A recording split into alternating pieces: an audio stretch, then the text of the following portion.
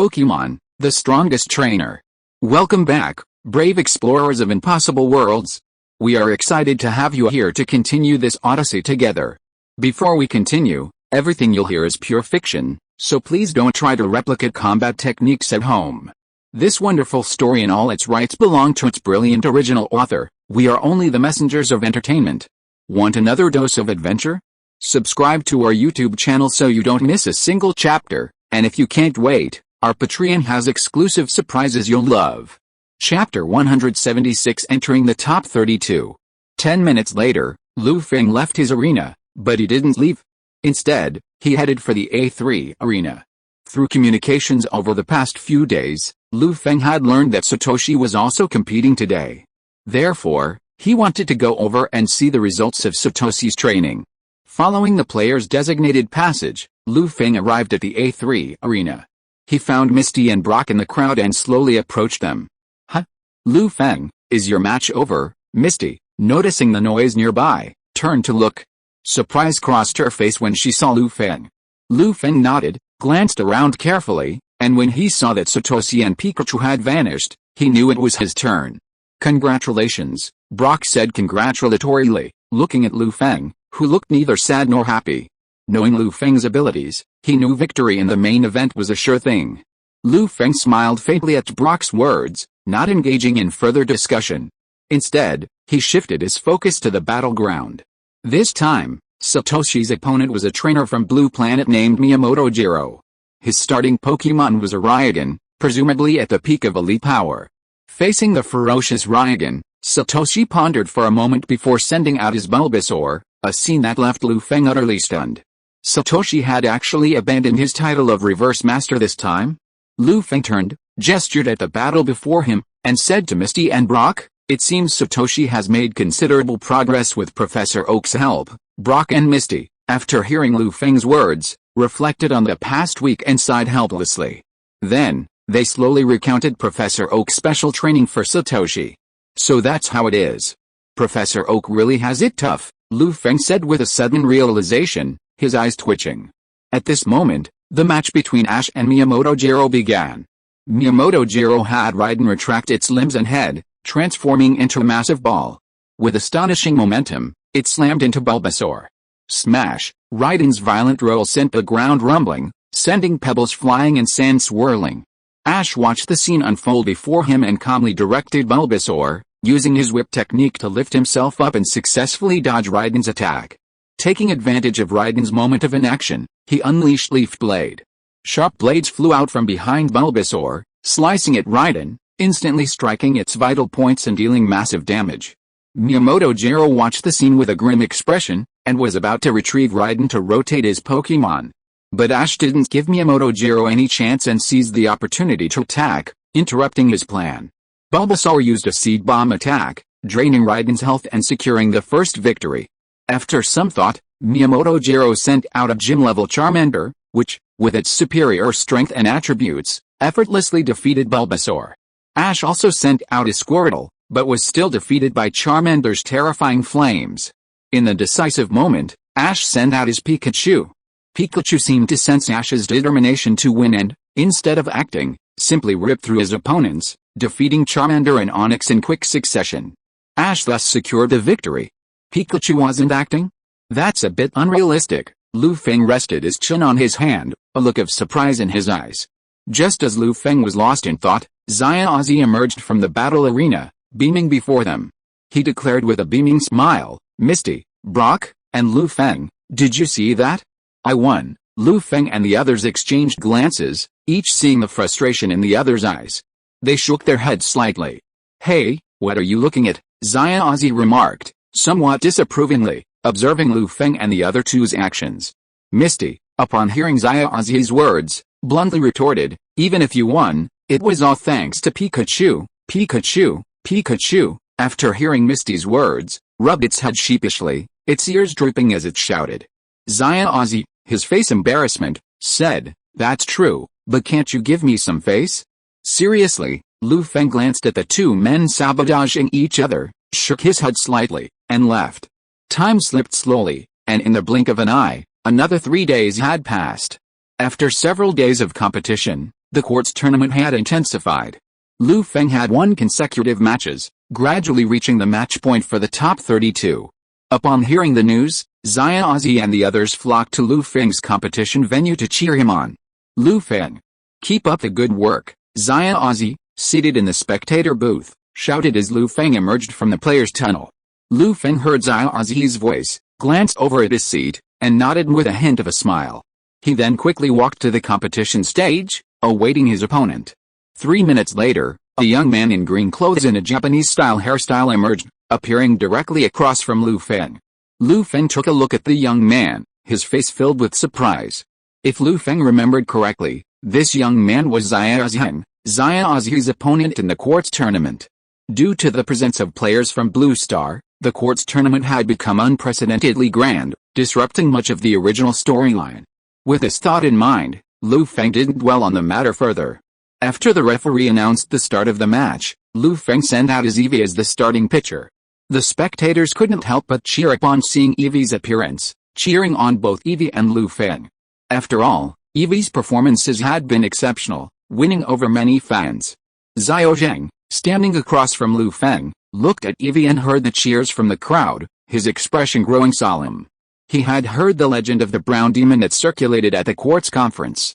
After a moment's silence, Zhang sent out his Arcanine, silently awaiting Lu Feng's attack. Lu Feng used his wave power to sense the Arcanine before him, and he knew it was a gym-level Pokémon. After a moment's deliberation, Lu Feng whispered to Eevee, bubble, BUU.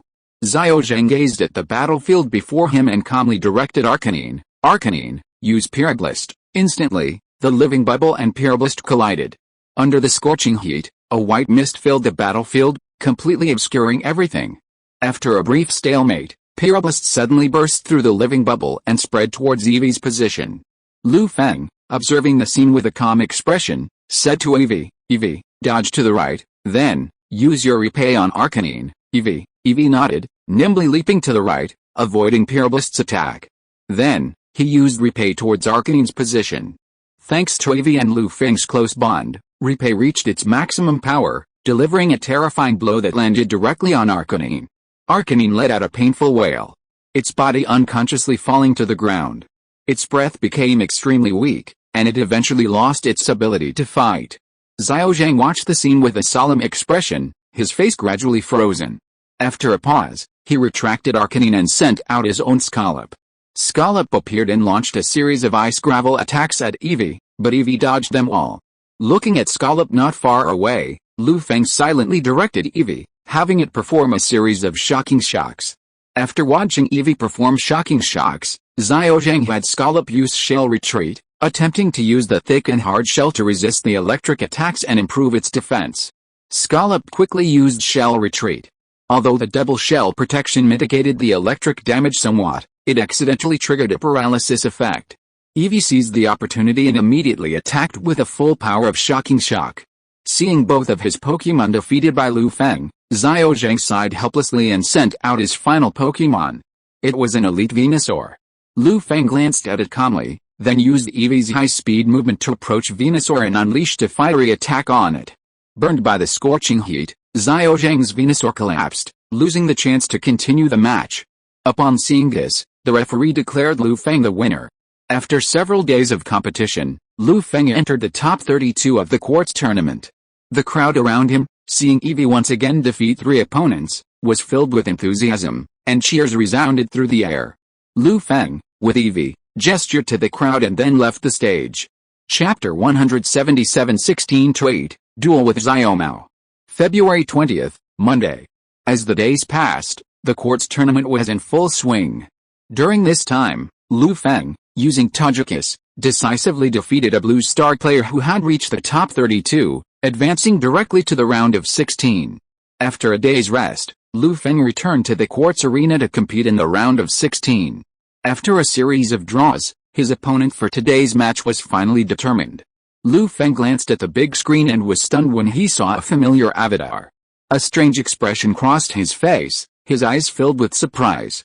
It's Xiaomao, Lu Feng said, his expression complex, staring at the big screen in front of him. He hadn't expected that Xiaomao had avoided Jimu due to the intrusion of a player, but had unexpectedly faced him.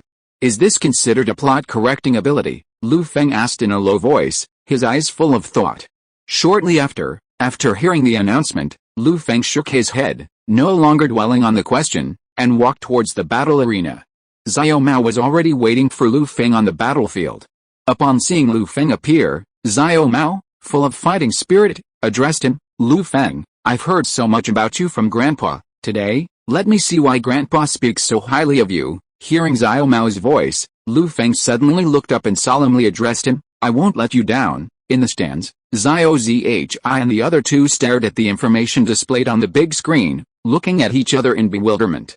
Today's match is actually between Lu Feng and that cocky Xiao Mao? Xiao Zhi stared at the two men on the field, slightly dazed.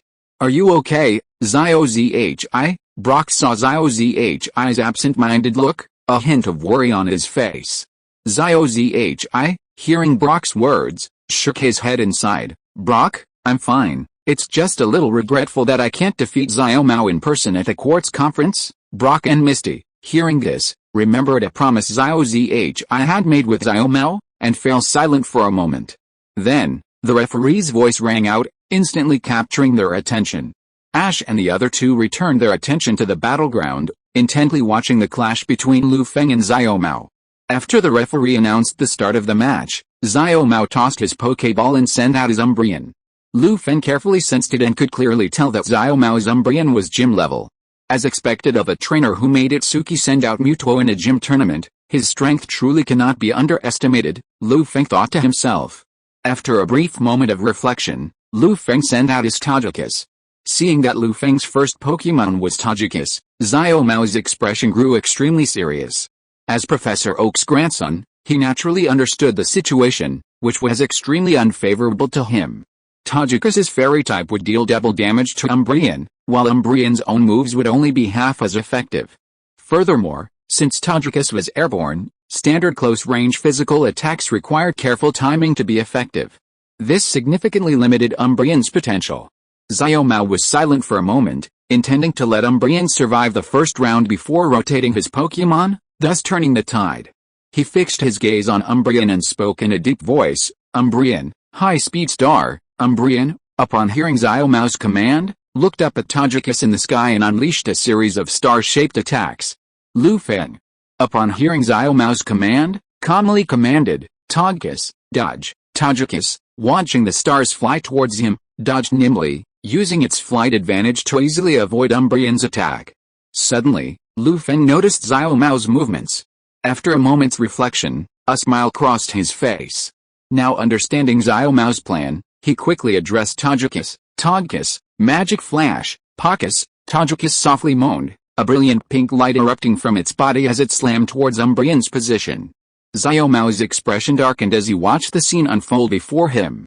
He spoke gravely, "Umbreon, hold on." Using its hold skill, Umbreon successfully resisted the attack from Magic Flash. But before Xiao Mao could breathe a sigh of relief, an invisible air blade pierced the air's resistance and descended directly upon Umbreon. A pained expression crossed Umbreon's face as it endured the air slash, its eyes fixed on Tajikus in the sky with fear. "It's actually cowering. This is troublesome." Xiao Mao glanced at Umbreon, a headache in his eyes. After a pause, he raised his Pokéball and addressed Umbreon. "Umbreon, come back first." But Lu Feng had been on guard against his actions, so there was no way he would let him go. "Tajikus, keep using Air Slash to prevent Umbreon from returning." As he finished speaking, Tajikus suddenly erupted with a powerful aura, unleashing its Air Slash skill in a swift burst. After a series of hits against Umbreon, Umbreon collapsed, unable to fight. "Umbreon!" Xiao Mao shouted hoarsely, his face livid. After a moment's silence, Xiao Mao slowly retracted Umbreon and sent out his second Pokemon. A claw, covered in crimson armor and with two giant pincers attached to its arms, resembling a predator, appeared on the battlefield. A gym-level claw. Lu Feng glanced at the claw curiously, his eyelids fluttering slightly. Xiao Mao's black eyes flickered slightly, and he folded his arms and addressed Claw. "Claw, charge." Bullet Punch. Claw received the command, lowering its head and giving a soft roar. It lightly leaped from the ground, raised its giant pincers, and attacked Tajikus in the air. Tajikus stared intently at the incoming Claw, dodging its attacks repeatedly. He watched as claw was about to fall to the ground under its own weight. Unexpectedly, the giant mantis's light wings actually worked, allowing it to stay aloft. Seizing Tajikus's moment of surprise, Lu Feng unleashed his bullet punches. Swift and hard punches, imbued with the energy of steel, hammered down on Tajikus repeatedly. The blows inflicted considerable damage, sending him careening backwards, his breath weakening. Is this the property of light metal? Lu Feng frowned, contemplating the scene before him. A normal giant mantis, clad in crimson armor, couldn't fly, its transparent wings useless. Only the properties of light metal, reducing its weight by half, allowed it to fly. Thinking of this, Lu Feng glanced at Tajikus and asked with some concern, "Tajikus, are you alright?" Hearing Lu Feng's words, Tajikus slowly turned and nodded, his gaze firmly fixed on the giant mantis not far away. Seeing Tajikus's state, Lu Feng couldn't help but breathe a sigh of relief and began to ponder how to deal with the mantis. While Lu Feng pondered, Xiao Mao continued to command the mantis, relentlessly pursuing Tajikus. Fortunately, Tajikus had already reacted and, despite suffering considerable damage, was able to evade the mantis's attack in time. Xiao Mao, seeing that he was still unable to defeat Tajikus, grew increasingly anxious and quickly called out to the mantis, "Sword dance." As Xiao Mao finished his words, the mantis landed on the ground and began a fierce war dance, its aura growing ever more terrifying. Seeing this, Lu Feng's face darkened.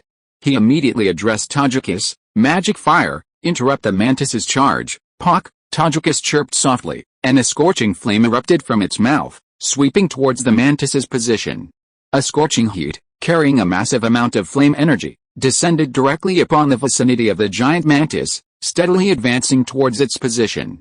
Xiao Mao's expression grew grave as he took in the scene before him. The giant mantis was 4 times weaker to fire, and he knew he couldn't let it withstand this attack head-on. He had no choice but to have it halt its sword dance and break through the flames from mid-air. Upon receiving Xiao Mao's command, the giant mantis, enduring the intense heat, used its sturdy pincers to tear through the flames overhead, flying free.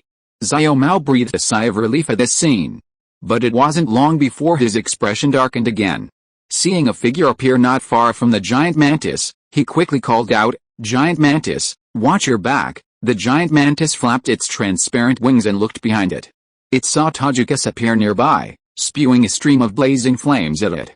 The giant mantis tried to dodge, but the distance was too short, leaving no room for evasion. As it stared in horror, the intense flames engulfed it. The giant mantis let out a painful howl, its body involuntarily plummeting toward the ground, hitting it hard. When it reappeared, it had lost its fighting ability. Chapter 178 Red Gyarados kills Crazy Giant, come back first. Xiao Mao took out his Pokeball and slowly put Giant away. He looked at Lu Feng cautiously, pondered for a moment, and sent out his third Pokemon. A gym-level Nidoking, waving its massive tail, stomped heavily on the battlefield, roared to the sky, and exuded a powerful and ferocious aura. Lu Feng stared at the Nidoking before him, then sensed Tajikus's condition and pondered silently for a moment.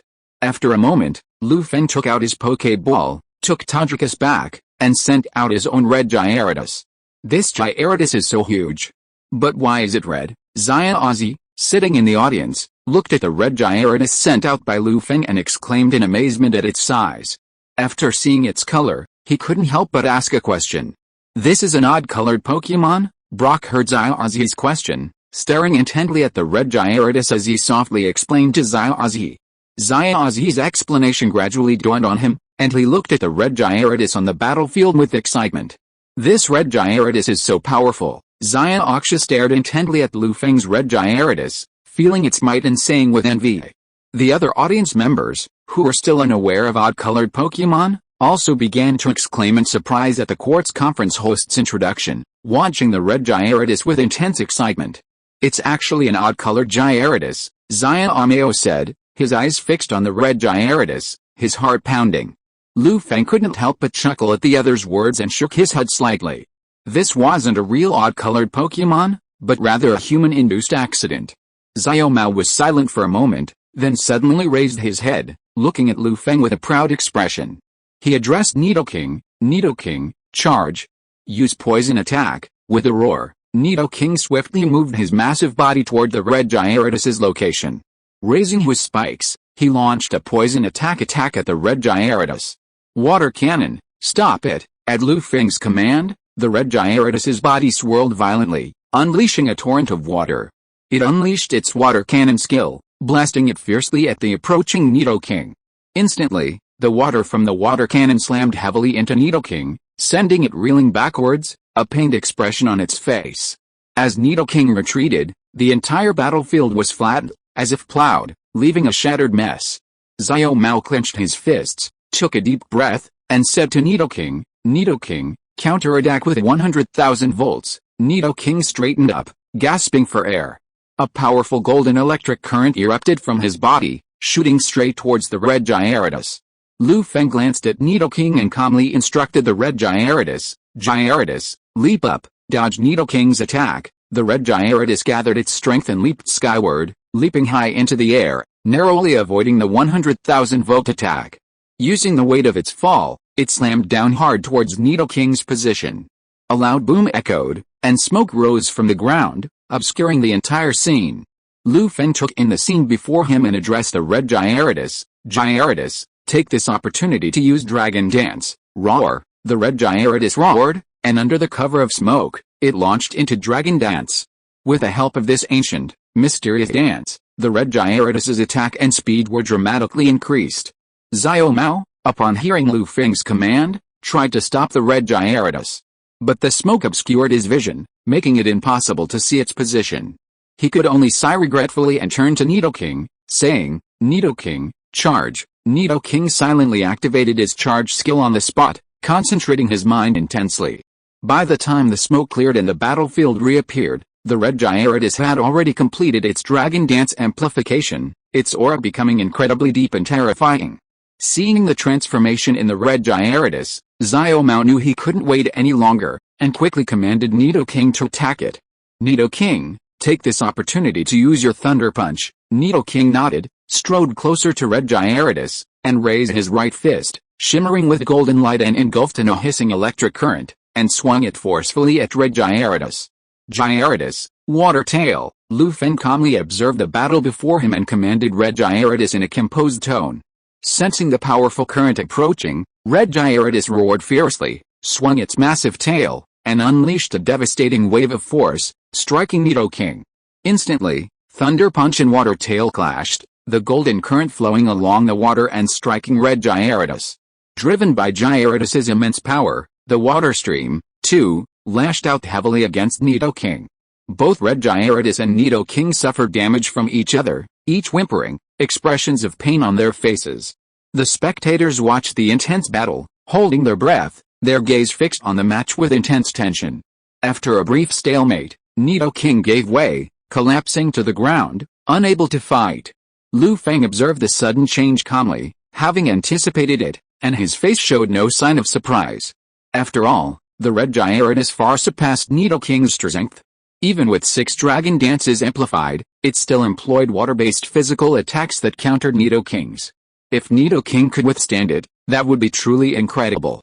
Despite sustaining significant damage from the lightning punch, the red Gyarados, thanks to its formidable physique, remained largely undiminished. Instead, leveraging its victory over Nidoking, it triggered its overconfidence, amplifying itself once more. Xiao Mao gazed at the red Gyarados on the field, shook his head slightly, and sighed softly. He knew full well that his Pokémon alone were no match for the multiplied red Gyarados. A bitter expression crossed his face, and he silently sighed, "A trainer worthy of my grandfather's praise." Just as Xiao Mao had anticipated, the Dotally, Alakazam, and Crawl were no match for the red Gyarados' attack. The red Gyarados' massive body danced across the small arena, imbued with overwhelming dominance, like a raging king. Facing Xiao Mao's Pokémon, the red Gyarados acted like a madman, defeating them in a matter of seconds.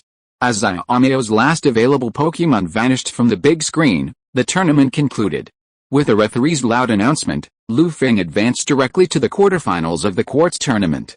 Lu Feng glanced at Xiao Mao across from him, nodded, slowly retracted his red Gyarados, and headed towards the contestants' tunnel. A moment later, Lu Feng emerged from the tunnel and reached the audience seats. Lu Feng, Congratulations on making it to the quartz tournament quarterfinals. Xiaozi and the others greeted him with delight upon seeing him approach. Lu Feng nodded slightly, a smile on his face, and said to Xiaozi and the others, "Thank you very much." After a brief exchange with Xiaozi and the others, Lu Feng learned that Xiaozi's match was about to begin. After a moment's thought, he didn't leave immediately.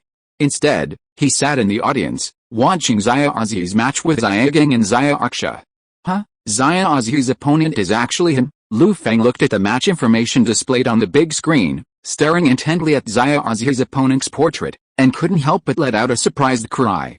If he was not mistaken, Xiaozi's opponent this time was actually Hero, who defeated Xiaozi in the original story.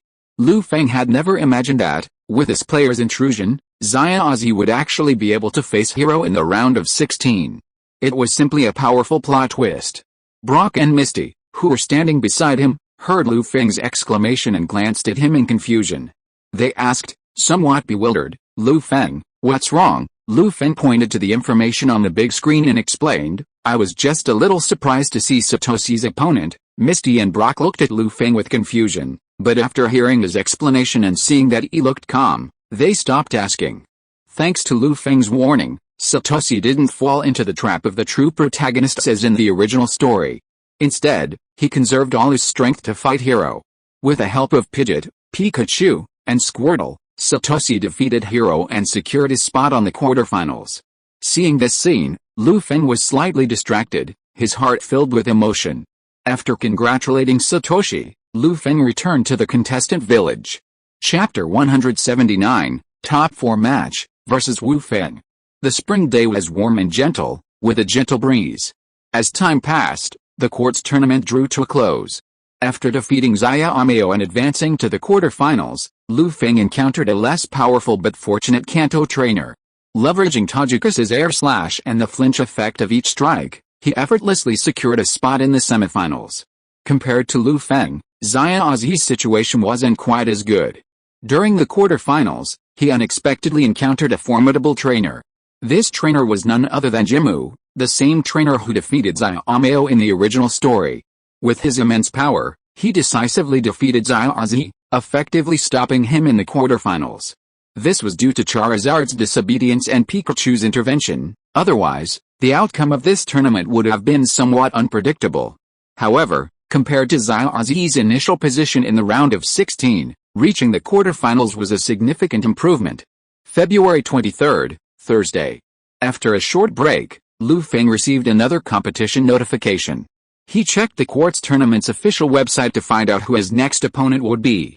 Upon seeing that it was Wu Feng, Lu Feng's face took on a strange expression. Is President Wu really that strong? Lu Feng rested his chin in his hand, lost in thought. He hadn't expected Wu Feng to make it to the quartz tournament semifinals without appearing to be a star. This surprised Lu Feng greatly. But when he recalled that a terracer in Wu Feng's hand possessed quasi-king level strength, and that most of the top competitors in the quartz tournament were at the elite level of their gyms, Lu Feng's reasoning dawned on him. The next day, February 24, Friday, Lu Feng finished breakfast and left the contestant village for the quartz arena. Following the tournament information, he arrived at the A2 competition area and waited silently for the match to begin. Soon after, Wu Feng appeared across from him, giving him a complicated look.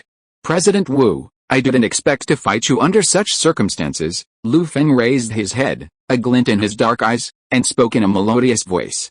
After hearing Lu Feng's words, Wu Feng took a deep breath and said with some resignation, Lu Feng, don't hold back later.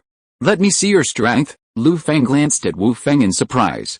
Seeing the serious expression on his face, he was silent for a long moment before nodding at him firmly. At this moment, the referee presiding over the match slowly emerged. After reading the relevant rules, reminding the two players of the precautions, and confirming their readiness, the referee announced the start of the match. Lu Feng pondered for a moment, glanced at Wu Feng from the corner of his eye, and immediately sent out his Bangira. With a Bangira's appearance, a deafening roar swirled the entire battlefield. Feeling the Bangira's might, Wu Feng's pupils widened, and a hint of fear crossed his face. He could clearly sense that the power of the Bangira before him was utterly incomparable to his own pterosaur. Is this your true strength? Wu Feng muttered, head bowed. Gazing at Bangira, Wu Feng pondered carefully before sending out his first Pokémon. A blazing red light flashed, and a gym-level venomous jellyfish appeared. Its gaze was stern, and its 80 tentacles dangled freely, appearing densely packed in the breeze, sending a chill down one's spine. Lu Feng silently gazed at the venomous jellyfish before whispering to Banjira, "Banjira, earthquake, Banjira," with its enormous eyes widening, roared at the venomous jellyfish, erupting with a burst of ground-based energy that shook the arena violently. Under the powerful tremors, the stinging jellyfish had no way of escaping, and could only endure the earthquake's assault, letting out a piercing scream. Combined with the damage swirling from the sandstorm, and the demonic devouring power unique to Bangila, the stinging jellyfish lost its fighting ability and plummeted to the ground, its eyes reduced to the size of mosquito coils. Watching the battle end so quickly, the spectators rubbed their eyes, their faces filled with silence and disbelief. This, Xiaozi and the other two exchanged a glance, each seeing the horror in the other's eyes, speechless for a moment. They knew Lu Feng was formidable, but they had never imagined his prowess could reach this level. Compared to the others participating in the quartz tournament, he was completely on a different level. Inside a private room in the quartz arena, the four heavenly kings of Kanto and Alliance President Damilolanki witnessed the scene before them, sensing the aura emanating from Bangila, and fell into a brief silence. As powerful Pokemon trainers, they could naturally discern the aura emanating from Banjira. It was the unique aura of a king-level Pokemon. After a long pause, it was finally Granny Kakuko who spoke, breaking the gloomy atmosphere. These young people are truly remarkable. In just their first year of journeying, they've already bred a king-level Pokemon. They truly are formidable. Yu Longdu, hearing Granny Kakuko's words, recalled his encounter with Lu Feng, his expression gradually becoming dazed. Clearly, Yu Longdu hadn't anticipated Lu Feng's ability to cultivate a king-level Pokemon in such a short time. Beside them, Hib looked at Bangila, the scene of Lu Feng coming to him 2 months ago and asking for advice flashed back before his eyes. He said in a complex tone, "From what I understand, this isn't the full extent of his abilities." Damilolanki and the other three, suddenly hearing Hiba's voice, turned in surprise and asked, "Hiba, what do you mean by that?" Hiba paused for a moment, then briefly recounted what had happened on Mount Maicha, causing the Kanto Alliance to gasp. Their gazes fixed on the battlefield, the calm young man now horrified. "Perhaps soon, he'll reach a level comparable to ours," Kona said, her rosy red hair dancing in the wind, a glint in her eyes as she spoke with a hint of meaning. Damilolanki, upon hearing this, quietly surveyed Lu Feng on the field, a thoughtful expression on his face. On the battlefield, Wu Feng gazed at the Fallen Stinger with a wry smile.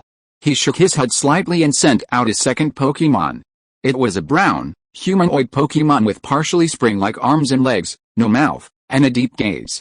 Flying Legs. Like Flying Legs and Flying Legs, Flying Legs is an evolved form of Fearless. But Lu Feng was curious, Fearless's 3 evolved forms, as well as Fearless itself, were all male Pokemon, without a corresponding female. How did they reproduce? He pondered silently for a long time, but no answer came to mind. After sending Flying Legs, Wu Feng had Flying Legs use the springs in its legs to quickly approach Banjira. He then used a knockdown kick, hoping to leverage his stat advantage to defeat Banjira. Flying Leg Lang sensed Bangla's aura and, fearing the slightest hesitation, unleashed a powerful kick at Bangla with all his might. Lu Feng stared at Flying Leg Lang and calmly directed him, instructing him to unleash his Iron Wall ability, increasing the hardness of his skin and allowing him to withstand Flying Leg Lang's attack. With a heavy thud, Bangla took Flying Leg Lang's blow, a trace of pain visible on his face. Despite being far superior to Flying Leg Lang in strength and having used Iron Wall to enhance his defense, Bangla's inherent weakness of 4 times weaker in melee still caused him considerable damage. However, Lu Feng allowed Bangla to seize this opportunity and, seizing Flying Leg Lang's close approach, unleashed his tile-splitting skill. Bangla raised his right arm, transforming it into a massive hand knife, and slammed it fiercely into Flying Leg Lang. Because Flying Leg Lang was so close to Bangla, he had no chance of escape and was forced to take Bangila's ultimate tile-splitting attack. Crushed by the overwhelming force, Flying Leg Lang's body sank deeply into the ground, instantly losing his ability to fight. Looking at the incapacitated Flying Leg Lang, Bangila raised his head and roared, his momentum growing even more ferocious. Seeing this, Wu Feng took a deep breath, retracted Flying Leg Lang, and immediately dispatched his most powerful pterosaur. With a flash of red light, the pterosaur flapped its wings and soared into the sky, emitting a roaring sound. With a strong sense of oppression, it roared at Bangila with an extremely fierce momentum.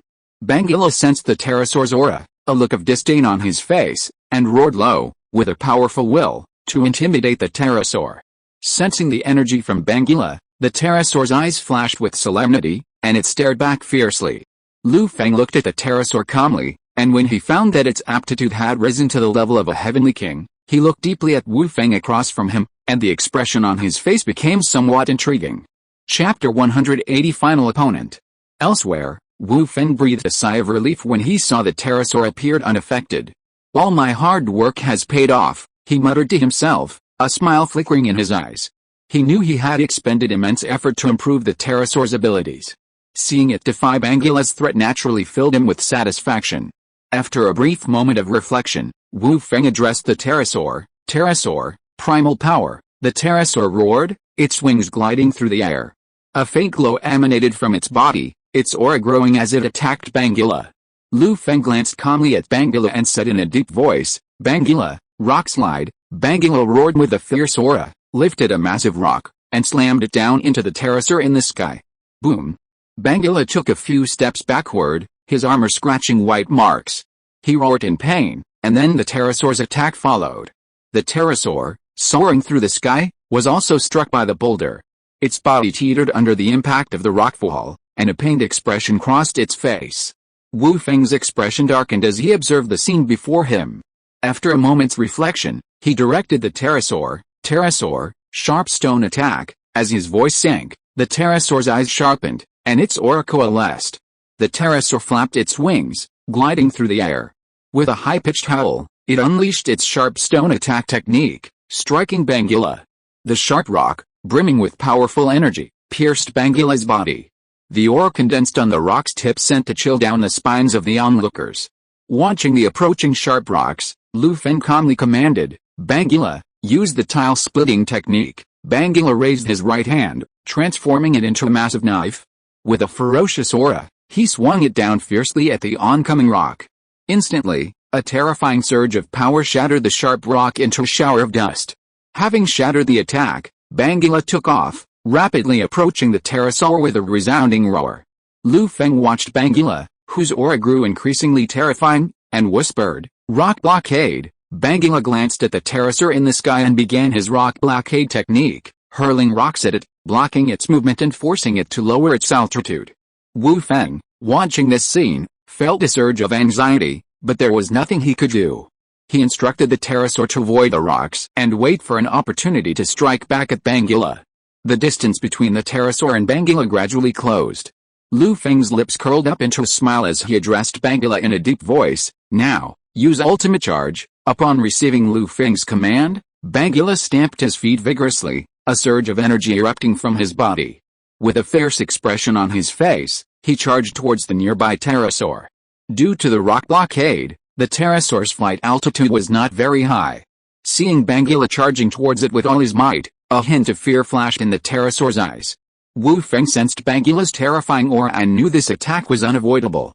He gritted his teeth and said to the pterosaur, let's use ultimate charge too. Upon hearing Feng's words, the pterosaur's eyes flashed with a sharp gleam, its jagged teeth radiating a cold light.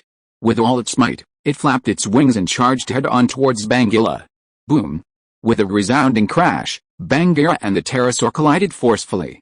However, due to the disparity in strength, the smaller pterosaur, uncontrollably hurled backwards under the overwhelming force, like a kite with its string cut. The pterosaur slammed to the ground, its face a grimace of pain, its body trembling slightly, its breath gradually fading. Bangila stood, towering like a mighty mountain, imbued with a powerful presence, towering over the battlefield. Under the influence of the ultimate attack, both Bangila and the pterosaur were frozen in time, unable to move. Time ticked by, and Bangila and the pterosaur finally broke free. Seeing this, Feng and Feng simultaneously issued commands to Bangila and the pterosaur. Bangila, maximum destructive beam. Pterosaur, iron head. Bangila, upon receiving the command, erupted with a powerful aura, condensing a beam of intense light from its mouth and shooting straight at the pterosaur. The pterosaur's head shone with a silver glow, becoming as hard as steel. Just as it was about to charge Bagheera, a dazzling beam of light appeared before its eyes and descended upon it with lightning speed. Under the onslaught of this destructive beam, immense energy spread, and a destructive aura tore through it.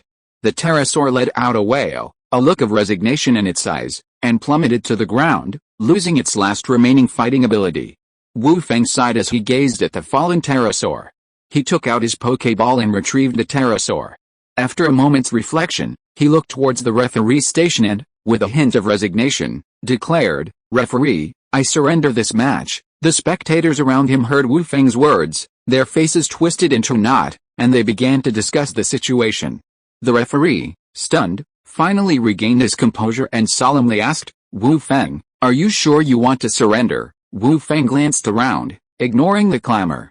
With a firm expression, he declared, "Referee, I'm sure, since Wu Feng has surrendered, Lu Feng wins this match." The referee, observing Wu Feng's serious expression, remained silent for a moment before raising his flag and declaring, "President Wu, you." Lu Feng glanced across at Wu Feng and opened his mouth, wanting to speak.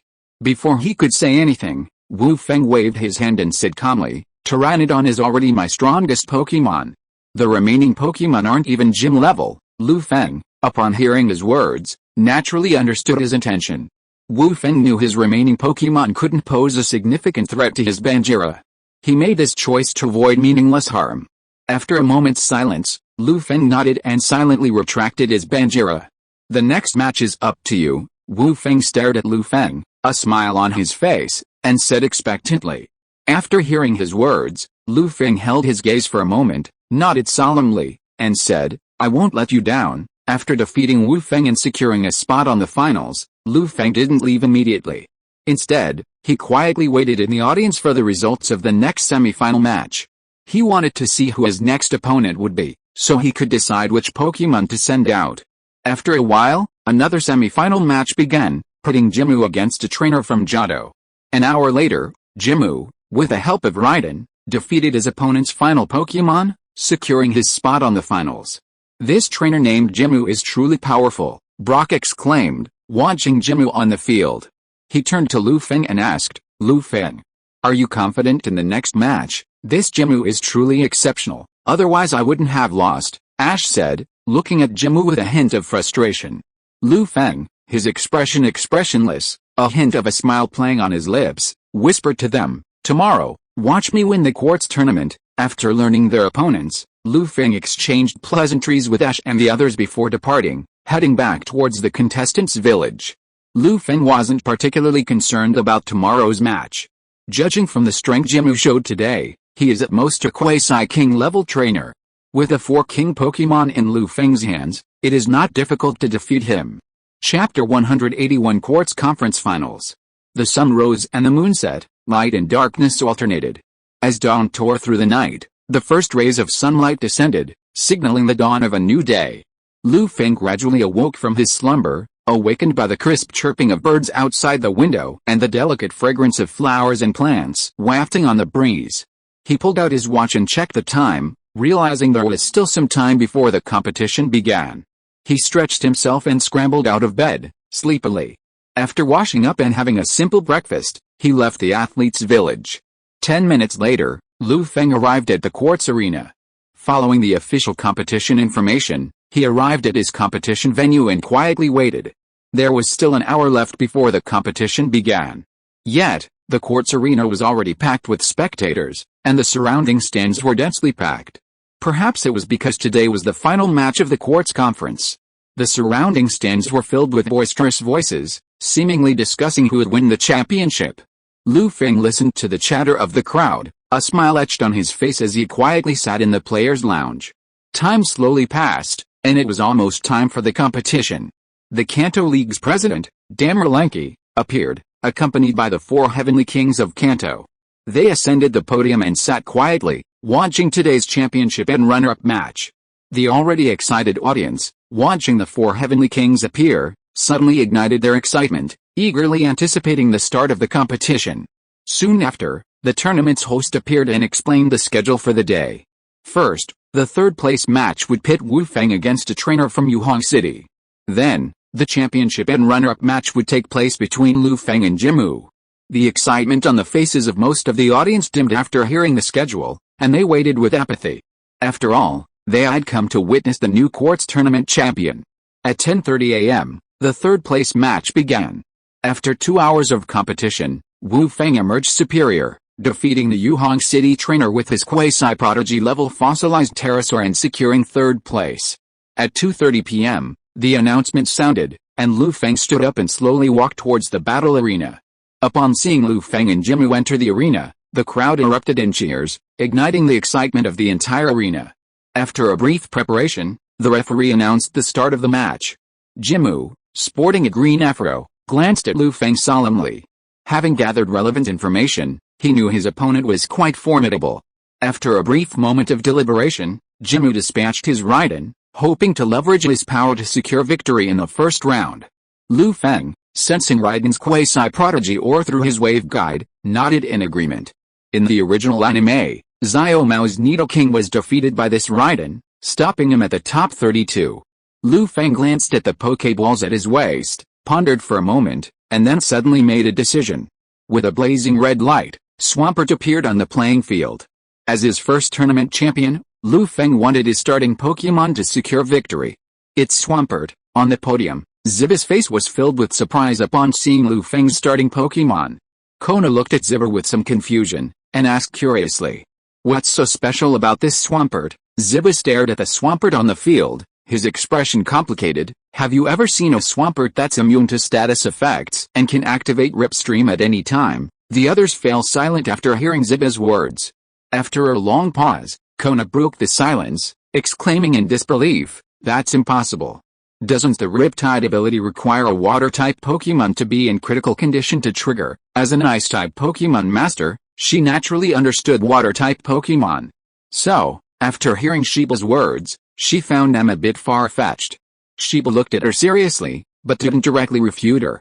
Instead, she simply said, "You'll find out if you keep watching." With that, he returned his gaze to the competition field, quietly watching. Kona, you're long due, and the others exchanged glances. Although still skeptical, they suppressed their curiosity and silently watched the battle. On the battlefield, Jimmu's face darkened as he watched Lu Feng's Swampert. The current stats were extremely disadvantageous for his Raiden, but due to the rules, he couldn't rotate his Pokémon, so he had no choice but to continue. Jimmu took a deep breath to calm himself, then directed Raiden to unleash his earthquake attack on Swampert. The ground shook violently, sending powerful shockwaves hurtling towards Swampert. Lu Feng watched Raiden's attack silently, allowing Swampert to unleash its King's aura, exerting a powerful pressure that affected Raiden's condition. Using defensive techniques, Lu Feng resisted the damage from the earthquake. Then, calmly directing Swampert, Lu Feng unleashed his water wave skill, manipulating a massive stream of water towards Raiden. Due to its intense nature and the King's aura, the energy contained within this water wave approached that of a late-stage king. The water wave's impact triggered a critical hit on Jimmu's Raiden, instantly killing him. This is impossible." Jimmu stared at the scene in disbelief, a look of disbelief on his face, lost in thought. Raiden, his strongest Pokémon, had always been his unstoppable trump card. He hadn't expected such a result this time. This was a bit hard for Jimmu to accept. Lu Feng overheard Jimmu's muttering and couldn't help but sneer. With damage already at the level of a late-stage king, coupled with Raiden's quadruple weak water, if he could still stand, it would be truly impossible. The spectators around them stared at the scene, their expressions utterly bewildered. They had never imagined that Raiden, so dominant not long ago, would be so easily defeated in the finals. For a moment, their emotions were filled with mixed feelings, quite restless. It really has triggered the Riptide ability. Kona, Raido, and the others, watching Swampert on the field, couldn't help but smack their lips in amazement, a slight trance. "It's incredible. How did they do that?" Grandma Kakuko's cloudy eyes suddenly brightened, and her expression gradually turned serious. Shiba remained silent, simply watching Swampert, her expression a complex complexion. No matter how many times he'd seen it, he'd always thought it was ridiculous, but it was the truth, and he had to admit it. On the battlefield, at the referee's signal, Jimmu gradually regained his composure. He glanced at Raiden with a gloomy expression, his hands clenched tightly. Then, he sent out his second Pokémon, a coconut, nearing the rank of quasi-elite.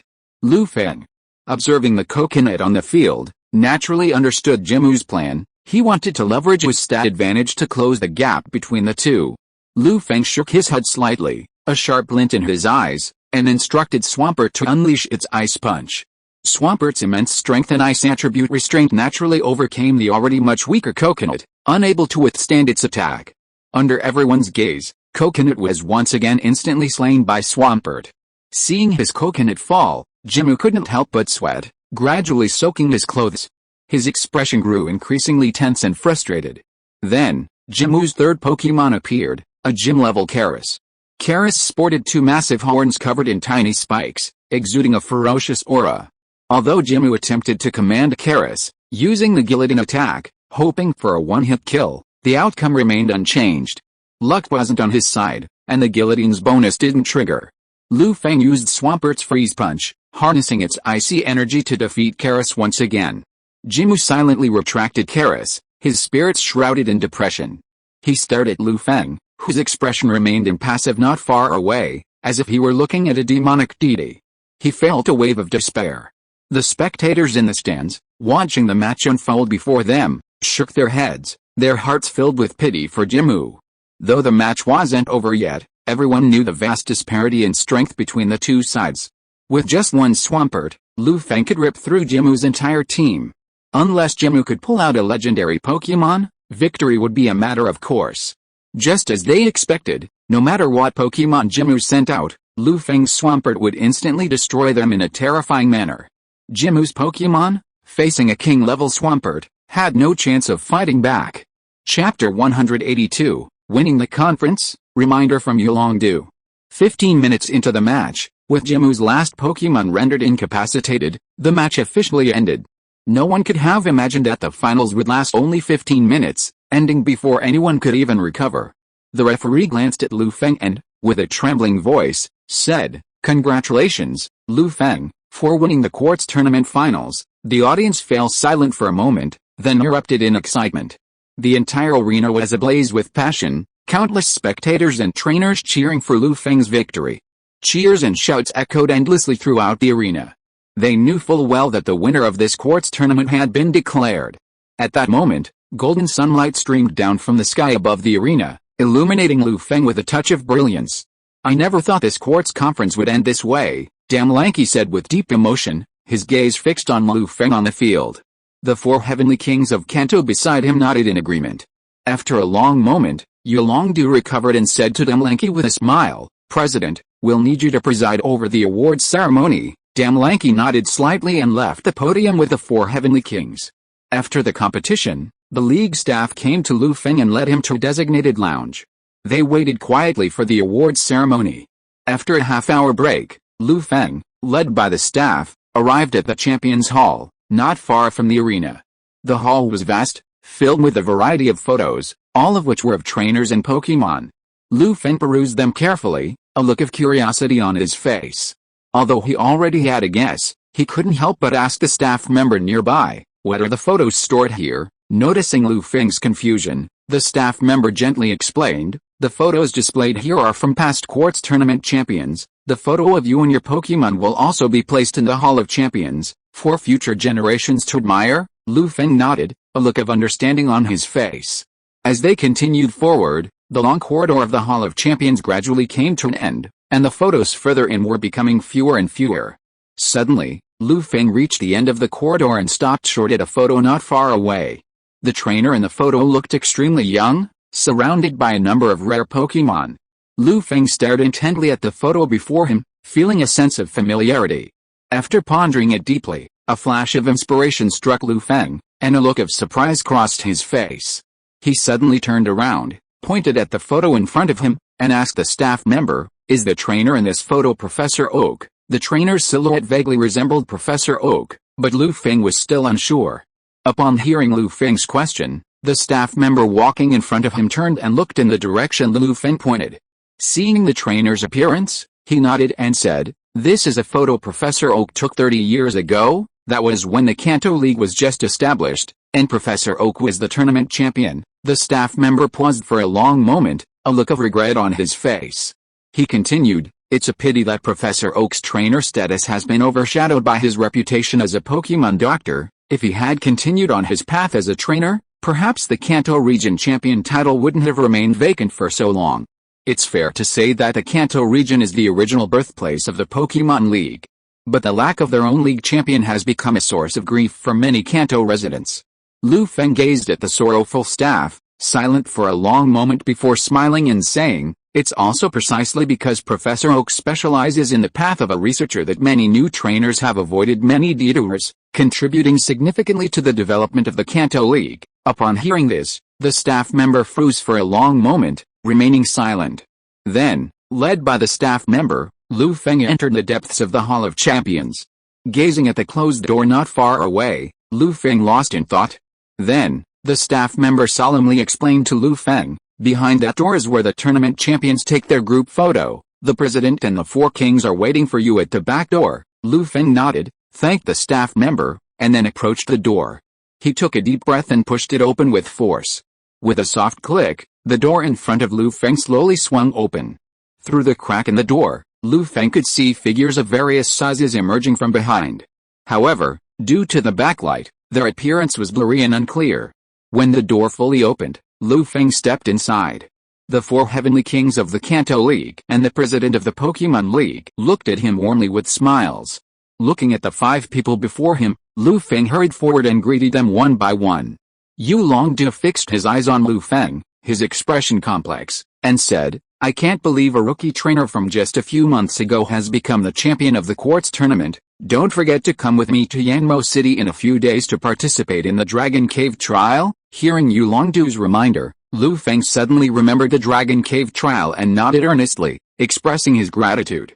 Yu Longdu glanced at Lu Feng, who was full of politeness, waved, and gestured behind him, asking Lu Feng to release the Pokémon that would appear this time and arranged for staff to take a photo with him.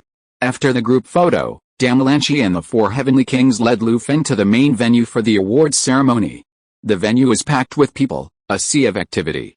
Trainers participating in the Quartz conference were neatly arranged in their designated seats, awaiting the ceremony. The audience watched the numerous trainers with unprecedented enthusiasm, filled with excitement and joy. The ceremony proceeded according to the prescribed routine. First, Alliance President Damalanchi gave a speech. With a smile, he thanked the participating trainers for their participation and the wonderful battles they had presented.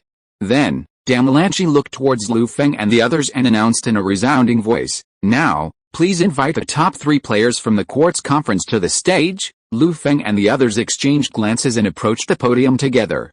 "Lu Feng, I look forward to your future performances." With the help of the MC, Damalanchi presented a gold medal and trophy, solemnly handing them to Lu Feng and addressing him. At the same time, the resource rewards earned by the Quartz tournament champion were converted into Alliance coins and deposited into Lu Feng's account. "I won't let you down," Lu Feng said solemnly, looking directly at Damalanchi. Just then, a system notification chimed in Lu Feng's ears, causing him to tremble unconsciously. "Ding! Congratulations to the host for winning the Quartz tournament. World Convergence plus 5%, 1 Radiant Stone." "Ding! World Convergence has reached 36%, exceeding the 35% threshold. System update initiated." World announcement: congratulations to player 9527 for winning the Quartz tournament. World Convergence has increased. The first World Convergence has begun. Please prepare. World announcement: congratulations to player 9527 for winning the Quartz tournament. World Convergence has increased. The first World Convergence has begun. Please prepare. World announcement: congratulations to player 9527 for winning the Quartz tournament. World Convergence has increased. The first World Convergence has begun. Please prepare. World announcement: congratulations to player 9527 for winning the Quartz tournament. World Convergence has increased. The first World Convergence has begun. Please prepare. Lu Feng was puzzled by the fact that nothing seemed to change after the system notification ended. They remained in the Pokémon world, not returning to Blue Star as they had previously. After the awards ceremony, Lu Feng exchanged a few pleasantries with the trainers he knew, then returned directly to the players' village. He opened the Blue Star player forum to check out the news. Because of this sudden system announcement, Blue Star players throughout the Pokémon world became active. At this moment, the messages on the Blue Star player forum were constantly scrolling, refreshing at a rate of tens of thousands per second. Feng silently searched for useful information and began to browse carefully. Oh my god, 9,527 boss is really awesome. He actually defeated so many natives of the elf world and won their championship, ahem. Isn't the focus now the system update? The above person's focus is a bit strange, oh my god. What's going on this time? Why is the system updated, but we are still in the elf world? The above person, when you say that, I suddenly have a bad feeling. Shit, can we never go back? Are we going to stay in the elf world forever? Oh my god, this can't be true.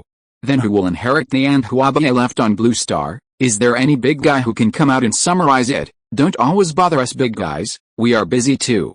If you are listening to this novel on a channel other than Fanfic World, it means it was downloaded and re-uploaded without effort. We warmly invite you to visit our channel, Fanfic World. There you will find the original version of this story and many other novels of various genres. We look forward to seeing you dive into a world of incredible novels. Chapter 183 Dramatic Change. At the same time, just as Feng won the quartz tournament and the system notification sounded, the entire blue planet underwent earth-shattering changes. It was deep night in the eastern hemisphere of Blue Planet. Countless people were still asleep when a violent tremor suddenly broke the silence. Like an earthquake, it jolted everyone awake. Houses shook violently, and household items banged and clanged. In the streets and alleys, countless parked cars, shaken by the vibrations, began to emit shrill alarms. Various domestic animals and pets, as well as numerous Pokémon in the wild, sensed the sudden change and began to howl shrilly. The countless noises intensified the already uneasy people's fear. What's going on? Is it an earthquake? Can anyone tell me what's going on? Why does the world seem so different when I wake up? The earth cracked and the sky collapsed. Mountains roared and the sea roared. Natural disasters of all kinds continued to occur with increasing frequency. But what was astonishing was that an indescribable force seemed to be protecting all life on Blue Star from natural disasters. In the Great Xia Kingdom, in the Imperial capital, at the Space Agency, countless personnel, through satellite observation, witnessed an incredible scene. The 7 continents, separated by geological evolution, were rapidly approaching each other at an astonishing speed. It seemed as if some mysterious force was dragging the 7 continents of Blue Star towards a certain point, as if they were evolving towards the original Blue Star continent. After an unknown amount of time, the 7 previously divided continents gradually merged together, becoming a single entity once again. In this violent collision, the hidden secret realm shattered, and countless items and Pokémon were scattered across the newly formed Blue Star continent. At this moment, a tremendous sound echoed from the sky, like thunder from the 9 heavens, causing countless beings to temporarily experience tinnitus, ding, as the world fusion rate has reached 36%, triggering the first world fusion. With the help of the system, the various continents of Blue Star have merged into one. The elf world is about to descend upon us. Please prepare, ding, as the world fusion rate has reached 36%, triggering the first world fusion. With the help of the system, the various continents of Blue Star have merged into one. The elf world is about to descend upon us. Please prepare, ding, as the world fusion rate has reached 36%, triggering the first world fusion. With the help of the system, the various continents of Blue Star have merged into one. The elf world is about to descend upon us. Please prepare. A mechanical, cold notification chime echoed through the ears of countless people on Blue Star, informing them of the cause of this change. But before they could react, a dazzling light burst forth from the sky, enveloping the entire Blue Star continent. When the light faded, the entire vast landmass vanished into the blue planet. At the same time, above a sea somewhere in the elf world, an invisible force caused the void to rupture, tearing open a vast rift. A continent enveloped in light flew out from this hideous rift and landed directly in the sea. With the arrival of this continent, the entire ocean convulsed violently. Raging waves roared, raging, and the seas howled. In an instant, a tsunami erupted, tens of meters high. Like the wrath of nature, it threatened to submerge the newly emerged continent. But, driven by an unknown force, the surging tsunami gradually subsided, and the cracks in the sky began to heal. Countless ancient legends from the spirit world opened their eyes and gazed toward the location of the Blue Star continent. They surveyed the newly emerged blue star continent, their faces filled with curiosity. However, these ancient legends did not appear near the blue star continent. They had discovered that the newly emerged blue star continent was shrouded in a powerful force, heavily protecting it. Much like the Galar region's night phenomenon, it prevented outsiders from entering. This immediately waned the interest of these ancient legends, who slowly withdrew their gazes and returned to a state of slumber. In a sea not far from the blue star continent, a region shrouded in perpetual darkness was impacted by the power of the system due to the arrival of the blue star continent. The power of the ancient legend that loomed over the continent gradually dissipated, and the entire continent entered a state of openness.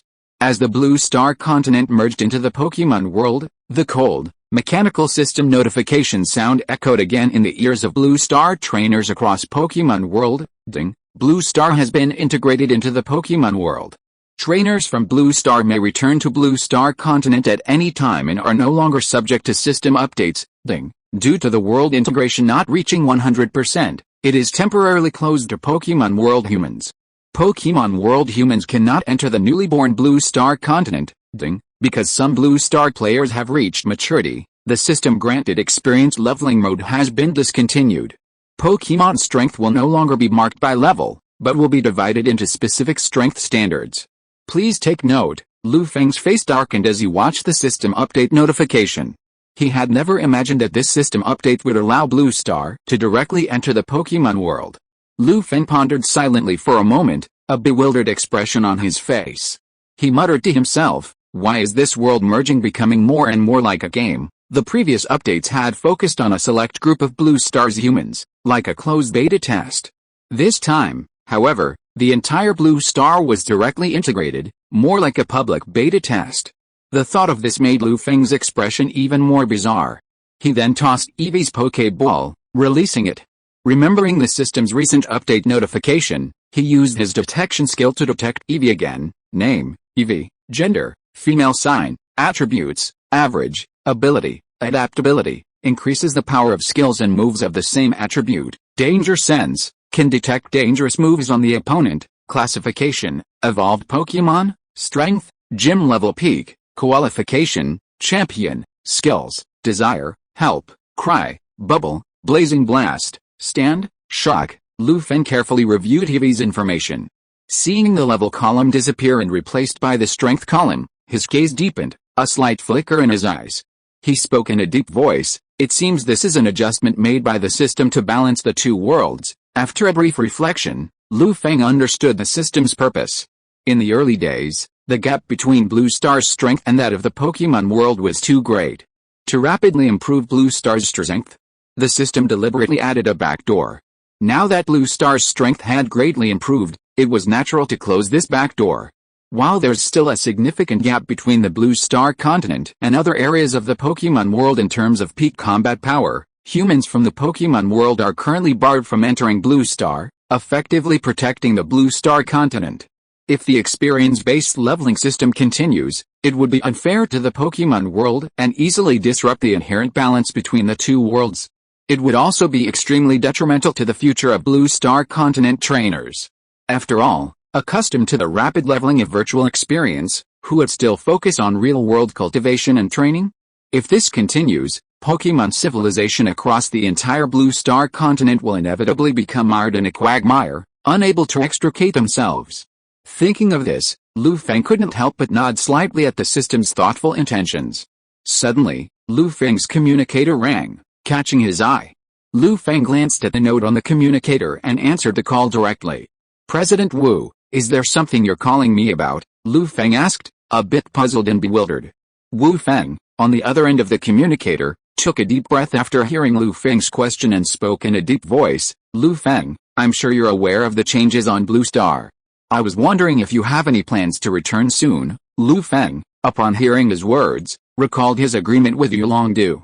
A wry smile appeared on his face, and he sighed. President Wu, I'm heading to the Johto region soon, so I don't have time to return to Blue Star for the time being. A flicker of disappointment crossed Wu Feng's face after hearing his answer. Wu Feng knew that the dramatic changes on Blue Star would inevitably trigger numerous chain reactions. He had originally planned to rely on Lu Feng's help to return to Blue Star and stabilize the situation. However, plans couldn't keep up, and he could only sigh.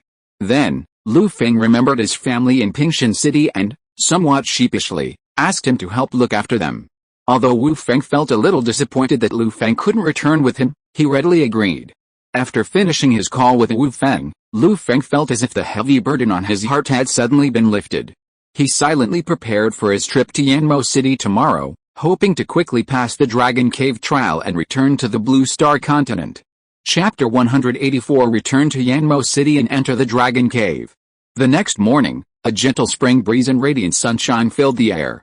Lu Feng, accompanied by the Dragon King, left the Quartz Plateau and headed for Yanmo City, located in the northeast corner of the Johto region. Using Dragon King's Dragonite, they reached Yanmo City in just 4 hours. Lu Feng gazed upon Yanmo City with curiosity. Although he had been to Yanmo City before, it was to catch a flight back to the Kanto region. He hadn't really taken a good look at the city, as there was still a short time before the Dragon Cave trial began. After communicating with Dragon King, Lu Feng began to wander around Yanmo City alone. He constantly surveyed his surroundings, taking in its unique architecture, until he gradually reached the southern part of the city. Suddenly, as if remembering something, Lu Feng turned his head and gazed towards a certain spot in the south, his eyes flickering slightly. If I remember correctly, there should be an old man in Yanmo City who teaches ultimate moves. Lu Feng stroked his chin with his right hand, a curious expression on his face. After carefully inquiring with the nearby residents, he finally got the specific location of the old man's house. Following the instructions he had just obtained, Lu Feng soon arrived in front of an old house. Staring at the house in front of him, he pondered for a long time, and then released his Charizard. Lu Feng walked forward and gently rang the doorbell. After a while, the door of the house slowly opened. An old man with sparse white hair appeared in front of Lu Feng. The old man looked at Lu Feng, who looked a little unfamiliar outside the door, with a puzzled expression on his face. But after seeing the Charizard behind Lu Feng, he suddenly understood. His originally turbid eyes gradually became sharper, and he kept looking at Lu Feng. After a long moment, he pursed his lips and said in a hoarse voice, "Young man, are you here to learn the ultimate technique?" Lu Feng heard the old man's words, nodded, and said solemnly, "Please, old man, grant me this." The old man was silent for a moment, then looked at Lu Feng before him and said slowly, "Come in first." Lu Feng followed the old man into the old house and into the reception area. "Young man, how did you know you could learn the ultimate technique from me?" the old man said casually, pouring a cup of tea and pushing it towards Lu Feng. Lu Feng didn't directly answer the old man's question, but instead said, somewhat irrelevantly, "I have a good relationship with King Du, as well as Professor Oak and Professor Sora." The old man's face glowed with realization after hearing Lu Feng's words. He looked at Lu Feng's calm demeanor, assuming it was Yulong Du and the others who had told him, and didn't think much of it. Lu Feng sensed the old man's fierce aura and gradually calmed down, his emotions swirling. Finally, thanks to the identities of Yulong Du and the others, Lu Feng finally achieved his wish. After paying a large sum of Alliance coins as tuition, he left Charizard there, and had the old man teach it his ultimate fire move, Explosive Flame. He planned to return to the old man's home after completing the Dragon Cave trial to take Charizard away. Lu Feng left the old man's house, sighing with relief. He knew full well that the old man's permission to teach him his ultimate move was a favor to Yulong Du and the others. After all, the ultimate move was too powerful. Without knowing the learner's identity, the old man would certainly not teach it without authorization. Having achieved his goal and having explored Yanmo City for the most part, Lu Feng headed straight for the Yanmo gym. Half an hour later, Lu Feng arrived at the gym. After explaining his purpose to the staff, they led Lu Feng inside, where he spotted Yulong Du. Yulong Du's expression was grim, a serious one. Upon seeing Lu Feng enter, he forced a smile and said apologetically, "Lu Feng, something has suddenly happened to the Alliance, and they've called me back to the Quartz Plateau. I've already explained your situation to Xiaojin. She'll take you to the Dragon Cave tomorrow. You just need to follow her." "I'm really sorry." Lu Feng nodded at Yulong Du's words, indicating he understood. Seeing the frozen expression on Yulong Du's face, Lu Feng couldn't help but ask, "Lord Du, what's going on?" Yulong Du was silent for a long time. He looked at Lu Feng, briefly pondered, and then slowly said, "The Galar region, which once fought a war with the Kalos region, has reappeared. Furthermore, The Alliance has discovered a new continent and wants us to investigate. Lu Feng's pupils constricted slightly. He knew full well that the new continent Yulongdu was referring to was the Blue Star continent. Lu Feng wasn't particularly worried about the current state of the Blue Star continent. Protected by the power of the system, trainers in the Pokémon world were unable to influence it. What Lu Feng hadn't anticipated was that the integration of the Blue Star continent into the Pokémon world would allow the Galar region to reopen. After explaining things to Lu Feng, Yulongdu left. Lu Feng watched Yulongdu's departing figure, his eyes gradually deepening. The next day, after breakfast, Lu Feng received a notification from Xiaochen. Following the Yanmo gym staff, Lu Feng arrived at the backyard of the Yanmo gym. Several young trainers were already waiting there. Upon noticing Lu Feng's arrival, they glanced at him curiously, but showed no interest in interacting. Lu Feng glanced at the young trainers around him, and a sudden realization dawned on him. He knew that the people before him were the ones who had participated in the Dragon Cave trial with him. Judging by their attire, aside from the two trainers, most of them were members of the new generation of the Dragon Clan. At that moment, Xiaochen appeared. She glanced at the assembled group, nodded, and said, "Since everyone's here, follow me to the dragon's lair." Everyone's faces lit up with excitement at Xiaochen's words, and they followed her to the shrine in the gym's backyard. Xiaochen gently turned the shrine, as if unlocking a mechanism. With a click, the wall behind the shrine suddenly gave way, revealing a dark passage. Xiaochen led the group along this gloomy passage. After an indeterminate amount of time, they reached the end of the passage. At the end, several elderly men, still in good health, sat cross-legged in front of a large door, seemingly awaiting their arrival. Lu Feng gazed at the men in front of the door, sensing their powerful aura, and a sudden realization dawned on him. He had previously wondered why Xiaochen hadn't been so reserved, revealing the dragon's lair's location so readily. Only now did he understand the Dragon Control clan's confidence. Perhaps it was precisely because of these elders stationed in front of the Dragon Cave that the entire Yulong clan was unafraid of the prying eyes of evil spirits. Upon seeing Xiaochen and the others appear, one of the elders glanced at the crowd, his lips moving slightly, and he said in a voice full of age, "Are these little ones the ones entering the Dragon Cave this time?" "Yes, Elder. Please open the Dragon Cave and let them in to participate in the trial." Xiaochen bowed to the elders in front of him, saying with great respect. Several elders of the Yulong clan looked at each other and carefully examined Lu Feng and the others. One of the elders slowly stood up, his gaze sharp as an eagle's. He addressed the group in a deep voice, "Little ones, the Dragon Cave contains many dragon-type Pokémon, as well as numerous other Pokémon with dragon blood.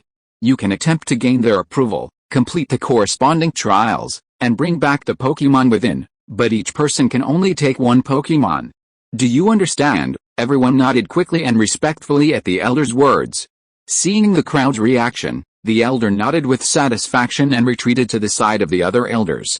They retrieved a number of items and carefully placed them in front of the gate, chanting together an unknown musical note, as if performing some special ritual. As their chanting rang out, the items on the ground glowed, emitting a brilliant light that pierced the nearby gate, as if communicating with the being beyond. 10 minutes later, the tightly closed gate slowly opened, revealing a vortex-like object. Lu Feng gazed at the vortex before him. Aided by the power of the wave guide, he could easily sense the spatial aura within it, instantly understanding what was happening. So the dragon's lair is actually a secret realm, Lu Feng muttered to himself, his eyes lowered. "Alright, little ones. You may enter the dragon's lair, but there's one thing you must remember. Whether you pass the trial or not, you must return after 7 days, or you'll have to wait for the next opening of the dragon's lair." The elder, weary and resolute, gave them a solemn warning. After receiving the elder's warning, everyone remained cautious, indicating their understanding. Then, Lu Feng and the others walked towards the vortex and gently touched it. Before they could react, a wave of vibrations emanated from the vortex, and their figures vanished at the end of the passage. Chapter 185, Land Shark in the Desert. Time flies, space changes. When Lu Feng opened his eyes again, they had already arrived in the Dragon Cave. The sky was clear blue, the clouds were pure white, and the surroundings were full of tranquility. In the distance, the mountains were continuous, and the trees were lush and green, exuding a wild and primitive atmosphere, filled with a long-standing ancient charm.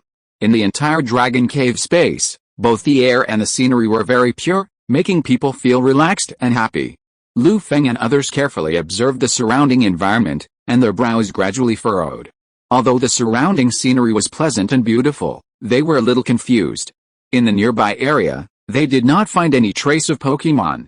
Looking at the scene before him, Lu Feng asked in confusion, "Aren't they said there are tens of thousands of Pokémon in this dragon cave? Why haven't we seen a single Pokémon?" The young Dragon Clan trainer pondered for a moment, gazing at the distant mountains.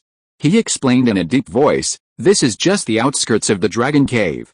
That's where the trainers participating in the trial appear. To encounter the Pokémon in the Dragon Cave, you need to go to the corresponding area." The Dragon Clan trainer paused, as if remembering something, and solemnly reminded everyone, "Most Pokémon in the Dragon Cave are friendly, but there are also quite a few with violent temperaments. It's best not to fly around recklessly.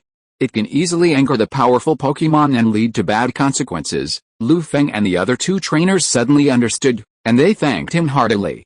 After the Dragon Clan trainer finished speaking, he took his Pokémon and headed off in a certain direction.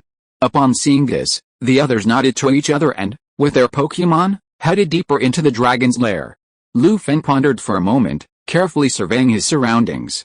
He released his Gardevoir and headed towards the nearby forest. As they advanced, they gradually left the outer reaches of the dragon's lair and approached its depths. The magnificent scenery of the entire dragon's lair gradually unfolded before Lu Feng. He encountered numerous wild Pokémon, but most of them possessed a portion of dragon blood. These included Pidgeot in the sky, Rhydon on the ground, Gyarados in the water, and Lizardlord in the forest. Lu Feng merely observed these Pokémon from afar, avoiding any approach. After all, since entering a dragon's lair was a rare opportunity, he naturally wanted to select a dragon-type Pokémon to supplement his team. After a while, Lu Feng arrived at the high mountains behind the forest. As soon as he entered the mountain range, he sensed a powerful movement nearby. Lu Feng pondered for a moment, and a decision suddenly came to him. He carefully approached the source of the noise, leading Gardevoir. As they approached, a Tenabata bluebird and a desert dragonfly appeared before his eyes. Two powerful dragon-type Pokémon soared and chased each other through the forest, chirping joyfully from time to time. Using the power of wave guidance, Lu Feng could clearly sense that the two dragon-type Pokémon were roughly gym level in strength. He then cast a detect skill on each of the two Pokémon, checking their information. To Lu Feng's disappointment, the two dragon-type Pokémon weren't particularly strong, merely gym level. While this might be considered exceptional for many Pokémon outside of the Dragon Cave, it was quite ordinary within this cave. Lu Feng shook his head slightly and was about to leave their vicinity when a flash of inspiration suddenly struck him, stopping him in his tracks. He looked towards the two dragon-type Pokémon, a curious expression on his face. To the entire Dragon Cave, Lu Feng was merely an outsider, unfamiliar with the area. However, these two dragon-type Pokémon had lived there for a long time and were likely quite familiar with the locations of the various Pokémon. Perhaps with their help, we could directly locate other dragon-type Pokémon within the Dragon Cave, even quasi-gods. Lu Feng's breathing quickened at the thought, and his spirits brightened. After pondering this, Lu Feng, along with Gardevoir, emerged from their hiding place and approached Tenabata and Desert Dragonfly. Chew. Tenabata noticed Lu Feng's sudden appearance and a curious expression crossed its face. It chirped a bit, its bright eyes scanning Lu Feng. Upon hearing Tenabata's call, Desert Dragonfly turned its head to look at Lu Feng and Gardevoir, letting out a soft chirp. A smile crossed Lu Feng's lips. He pulled out an energy cube from his backpack and handed it to the two Pokémon before him. Tenabata and Desert Dragonfly, unfazed by strangers, sniffed deeply. After catching a whiff of the aroma, they leaned forward to savor the energy cube in Lu Feng's hand. After consuming the energy cube, Tenabata and Desert Dragonfly became even more friendly toward Lu Feng. Taking this opportunity, Lu Feng addressed the two Pokémon, Tenabata and Desert Dragonfly. "Do you know where to find some powerful dragon-type Pokémon nearby?" Tenabata and Desert Dragonfly exchanged glances and nodded. "Then could you tell me where those Pokémon are?" Lu Feng, seeing Tenabata and Desert Dragonfly nod, quickly pressed them. Tenabata and Desert Dragonfly were perplexed, their faces etched with confusion. Noticing the change in their expressions, Lu Feng took out another portion of the energy cube and offered it to them. Staring at the vibrant energy cubes before them, Tenabata Bluebird and Desert Dragonfly swallowed their saliva with a hint of frustration. After struggling for a moment, They nodded to Feng. Perhaps because they were reluctant to give, Tanabata Bluebird even leaned over, letting Feng sit on its back. It then silently flew him toward the dragon-type Pokemon's roost. Seeing this, Feng sighed in awe and couldn't help but exclaim, "Energy Cubes YYDS." A moment later, with Tanabata's help, Feng arrived near a valley. Gazing out from his vantage point, he could see numerous red-faced dragons, sprawled on the ground in the distance, sound asleep. Feng's face darkened as he asked Tanabata Bluebird, "Are there any other places? Ideally, somewhere with Dratini, Carcharodon, Draconid, or Dragonite." Feng had already inquired about the Dragon Fairy before entering the dragon's lair. Through his conversations with Yolongdu, he learned that within this dragon lair, numerous groups of dragon-type quasi-gods resided. With the exception of the scaled armored staff and the Dragon Baruto groups, the other 5 dragon-type quasi-gods all thrived and multiplied within the dragon lair. Tanabata and Desert Dragonfly were silent for a moment, as if lost in thought. But under Feng's energy block attack, they quickly surrendered and immediately led Feng to another area. This area was covered in yellow sand, clearly a desert. Feng sat on Tanabata's back, gazing down at the desert for a moment, gradually lost in thought. Compared to the habitats of the 5 dragon-type quasi-gods he'd described, perhaps only the Garchomp group could survive in such a harsh desert environment. Sure enough, before Tanabata even landed, Feng saw tiny Pokémon, like small sharks, emerging from the desert. They were playing with the sand, seemingly enjoying themselves. "It's really Gargoyle." Feng's pupils widened slightly, his breathing becoming rapid. Coming to his senses, he hurriedly urged Tanabata Bluebird to land near Gargoyle. Feng took out a number of energy cubes, handed them again to Tanabata Bluebird and Desert Dragonfly, and expressed his gratitude. Feng and Gardevoir approached the gargoyles, but before they could reach them, a massive figure appeared in front of Feng, blocking him. Sensing the powerful aura emanating from it, Feng looked up at it, his expression somewhat nervous, and said, "Sina Quasi-God, Gargoyle." The gargoyle, upon hearing Feng's voice, glared fiercely at him, a tyrannical aura emanating from it. It growled at Feng, seemingly questioning his purpose. Feng took a deep breath, stared directly at Garchomp before him, and spoke earnestly, "Gargoyle, I'm a trainer here to participate in the Dragon's Lair trials. I wish to forge a bond with your clan." As he spoke, Feng used Viridian's power to soothe the Garchomp. Under Viridian's influence, the enraged Garchomp gradually calmed. It squinted at Feng fiercely, growled at him, and headed off toward a certain part of the desert. The playful Garchomps were also carried off by Garchomp. Feng, watching Garchomp's back, understood what he meant and quickly followed. Chapter 186, Battle of Quasi-Gods, Desert Tyrant vs Earth Dragon. Soon after, Feng followed Garchomp's footsteps, crossing the vast expanse of yellow sand and arriving at a rocky formation within the desert. Using his wave power, Feng could clearly sense that within these rocks lay a number of powerful Pokémon. "Is this where Garchomp lives?" Feng observed the surroundings, his eyes gleaming. Garchomp let out a low roar, and the entire rock formation began to tremble slightly, as if startled. Numerous wild Pokémon emerged from the rock formation.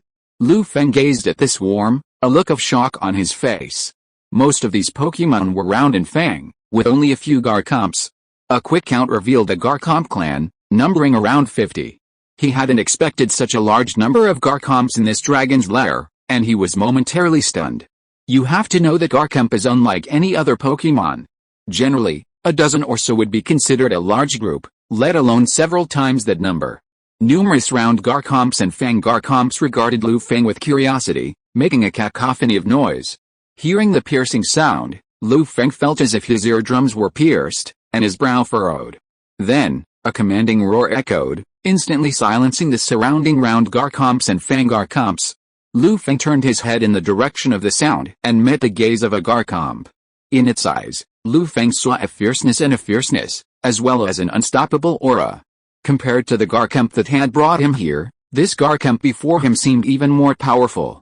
He couldn't help but activate his detect skill, searching for information about the Garchomp: name, Garchomp, gender, male sign, attribute, dragon plus ground, ability, sand hide, increases evasion in sandstorms, rough skin, when attacked, can injure opponents through its rough skin, classification, Sonic Pokémon, strength, early king, quality, champion, abilities, crunch, double cleave, dragon breath, dragon claw, dragon dive, dragon swarm, burrow, quicksand hell, massive destruction, reverse scale, dragon wave. Using his detection skills, he discovered that the Garchomp before him was not only powerful but also exceptionally qualified, perfectly matching Lu Feng's expectations. Furthermore, its attributes and characteristics perfectly complemented the Sandstorm team, perfectly complementing Lu Feng's Banjira, becoming a powerful trump card. Suddenly, a rustling sound echoed around him, and the round Garchomp and Fang Garchomp that had surrounded him dispersed. The sudden movement immediately caught Lu Feng's attention, and he slowly turned to the side. A terrifying Garchomp appeared before Lu Feng. Scars and marks covered its body, and its gait betrayed its age, exuding an air of age.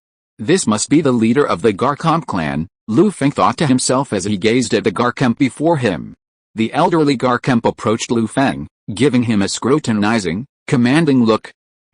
Human trainer, you wish to form a bond with us?" Hearing the old Garchomp's voice, Lu Feng raised his head, stared directly at it, and said calmly, "I hope to participate in the Dragon Cave trial among the Garchomp clan and meet a companion for my journey." Lu Feng had been debating which Dragon-type Pokémon to target for this trial. He hesitated for a long time between Dragonite, Triceratops, Garchomp, and Dragonite. It wasn't until he saw the unruly Garchomp that Lu Feng made a decision. Old Garchomp fell into a brief silence after hearing Lu Feng's words. Having lived in the Dragon Lair for a long time, Old Garchomp was well aware of the human trainer's Dragon Lair trials. He also knew the immense appeal of his own clan to human trainers. Many trainers had approached him, hoping to take members of the Garchomp clan from his lair. Sadly, they had all failed. It had been a long time since any trainer had approached them with a request to participate in the Dragon Lair trials. After a long moment, Old Garchomp gave him a deep look and nodded firmly. "Kao, who do you want to choose as your partner?" After hearing Old Garchomp's words, Lu Feng let out a long sigh, walked over to the unruly Garchomp, and pointed at it. "I hope to forge a bond with it and become its traveling companion." Old Garchomp stared at the Garchomp Lu Feng pointed at, a slight daze on his face, a look of disbelief on his face. He hadn't expected Lu Feng to choose this Garchomp. This Garchomp was one of the strongest in the pack, but its personality was somewhat unruly, making it impossible for an ordinary trainer to control it. The surrounding Garchomp members were also stunned. They hadn't expected Lu Feng to be so stubborn and fearless in choosing that Garchomp. For a moment, their eyes filled with pity as they looked at Lu Feng. Even the chosen Garchomp showed a look of deep surprise. It stared at Lu Feng intently, a look of disdain in its eyes, and growled with discontent. Old Garchomp raised the white toe of its right hand and scratched its head, somewhat confused by Lu Feng's intentions. But seeing the determination in Lu Feng's eyes, Old Garchomp growled at him, "Ka." After a few more glances, he nodded, acknowledging his words. "In that case, Garchomp, come fight," Lu Feng challenged the unruly Garchomp. "If you lose, come travel with me." Upon hearing Lu Feng's words, the unruly Garchomp was momentarily stunned, then a furious expression crossed his face, glaring fiercely at Lu Feng. The Garchomp was incredibly confident and didn't believe Lu Feng could defeat it. But upon seeing the tribe leader's displeasure, he could only nod firmly and roar with anger, "Kao, if you can defeat me, I'll join your team." Seeing the Garchomp's promise, Lu Feng's lips curled up slightly with a smile. Led by the old Garchomp, they arrived not far from the Garchomp clan's habitat, where they would conduct Lu Feng's Dragon Cave trial. The unruly Garchomp marched directly across from Lu Feng, waving its shark-like wings and striking an attacking stance. Lu Feng briefly considered before tossing Bangila's Pokeball and dispatching his own Bangila. While he could have relied on Gardevoir or Articuno, leveraging their stat advantages to defeat the Garchomp before him, Lu Feng chose not to. He could clearly sense the pride hidden within the Garchomp. Perhaps only by defeating it head-on in its strongest area, through direct confrontation, could the Garchomp quickly gain his respect and integrate him into his team. "Bangila, prepare for battle, roar." Bangila roared, his gaze fixed intently on the nearby Garchomp. He could sense that the Garchomp's strength was no less than his own. Garchomp's gaze was cold, carrying the sharp edge unique to dragon types, and he locked horns with Bangila. Although it also sensed Bangira's strength, it was not much weaker than it. This gradually made Garchomp recognize Lu Feng. After all, being able to subdue the powerful Bangira proved that Lu Feng was not weak. However, the pride of being a dragon-type quasi-god would not allow it to succumb easily. At this moment, the battle was about to begin. It was a clash between the quasi-gods of Johto and Sinnoh, a clash between the desert tyrant and the earth dragon. It was about to begin. Chapter 187 Defeat Tyrannosaurus. The sky was filled with dust and howling winds. It had originally been a minor sandstorm, but with the appearance of Bangira, it spiraled out of control. Fueled by Yangtze's personality, it gradually developed into a full-blown sandstorm. Feng looked across at Garchomp, who stood motionless, and felt a moment of bewilderment. Suddenly, Garchomp glanced at him and said with a hint of arrogance, "Kao, human trainer, you may attack." Feng was taken aback by Garchomp's words. But as he recovered, a smile crossed his eyes, and he said in a deep voice, "What a proud dragon-type Pokémon?" Feng gazed at Bangira and whispered, "Bangira, stone attack." Bangira roared at the words and silently unleashed stone attack. The ground beneath Garchomp's feet suddenly heaved, and sharp rocks flew out from the ground, piercing its body. Sensing the movement, Garchomp leaped into the air and used his sharp wings to slice through the rock, shattering Bangira's attack. Then, using the moment of shattering the rock, Garchomp folded his body, unfurled his wings, and sped towards Bangira at breakneck speed. Garchomp's incredible speed caused his wings to generate blades of air, piercing the air's resistance and crashing into Bangira. Watching this, Feng tried to warn Bangira, but before he could speak, Garchomp, wielding sharp blades of air, appeared before Bangira and struck him fiercely. Roar! Bangira's face grimaced in pain after being struck by Garchomp's blow, and he roared loudly, as if he had suffered a serious injury. Garchomp continued his attack, the wings on his arms transformed into sharp hand knives, and slashed fiercely towards Bangira again. Chop! Feng frowned slightly and hurriedly called to Bangira, "Bangira, hold!" Bangira, sensing the terrifying attack that was about to come, dared not give in. He immediately used his hold skill to block Garchomp's terrifying blow. Seeing Bangira block it, Garchomp's eyes flashed with disappointment, and he returned to his defiant state, using the sand hide ability to become invisible in the sandstorm. Feng's face shifted with surprise at Garchomp's actions, and he couldn't help but smile. He instructed Bangira to remain vigilant of the surroundings and not to pay attention to Garchomp in the sand. Bangira's sandstorm wasn't just about the damage caused by the wind and sand, it also incorporated some of the effects of Yveltal's Deathwing. While not as terrifying as Yveltal's direct life-stealing, petrifying all it touched, it could still silently and continuously erode the health of Pokémon trapped in the sand. This was Feng's unique desolate domain of Bangira. Even though Garchomp's attributes made him immune to the wind and sand, the demonic power hidden beneath the sand was irresistible. Meanwhile, Garchomp saw that Bangira, having lost sight of him, seemed to have given up on finding him, and a look of disdain crossed his eyes. Hiding in the sandstorm, using the wind and sand as a cover, he began to seek an opportunity, hoping to transform himself into an assassin within the sandstorm and deliver a fatal blow to Bangira. Time slowly passed. Bangira looked around solemnly, still not looking for Garchomp, but simply keeping a silent watch. Garchomp wasn't anxious either, silently searching for his chance. But somehow, Garchomp felt that there was something strange about the sandstorm, an indescribable feeling. After carefully sensing it, Garchomp discovered that within the sandstorm lay a strange force that was constantly devouring his strength. Under the influence of this force, he had already lost a third of his strength. The thought of this made Garchomp's face turn pale with horror. He quickly left the sandstorm's reach, revealing his whereabouts. Upon seeing Garchomp's appearance, Feng quickly directed Bangira to attack, continuing his sharp rock attack. The sharp rocks broke through the ground's barrier and attacked Garchomp from below. Having expended considerable energy in the sandstorm, Garchomp had no time to react to the sudden attack, and could only endure the damage. Under the immense force, Garchomp crashed like a kite with its string cut, slamming heavily onto the thick desert sand.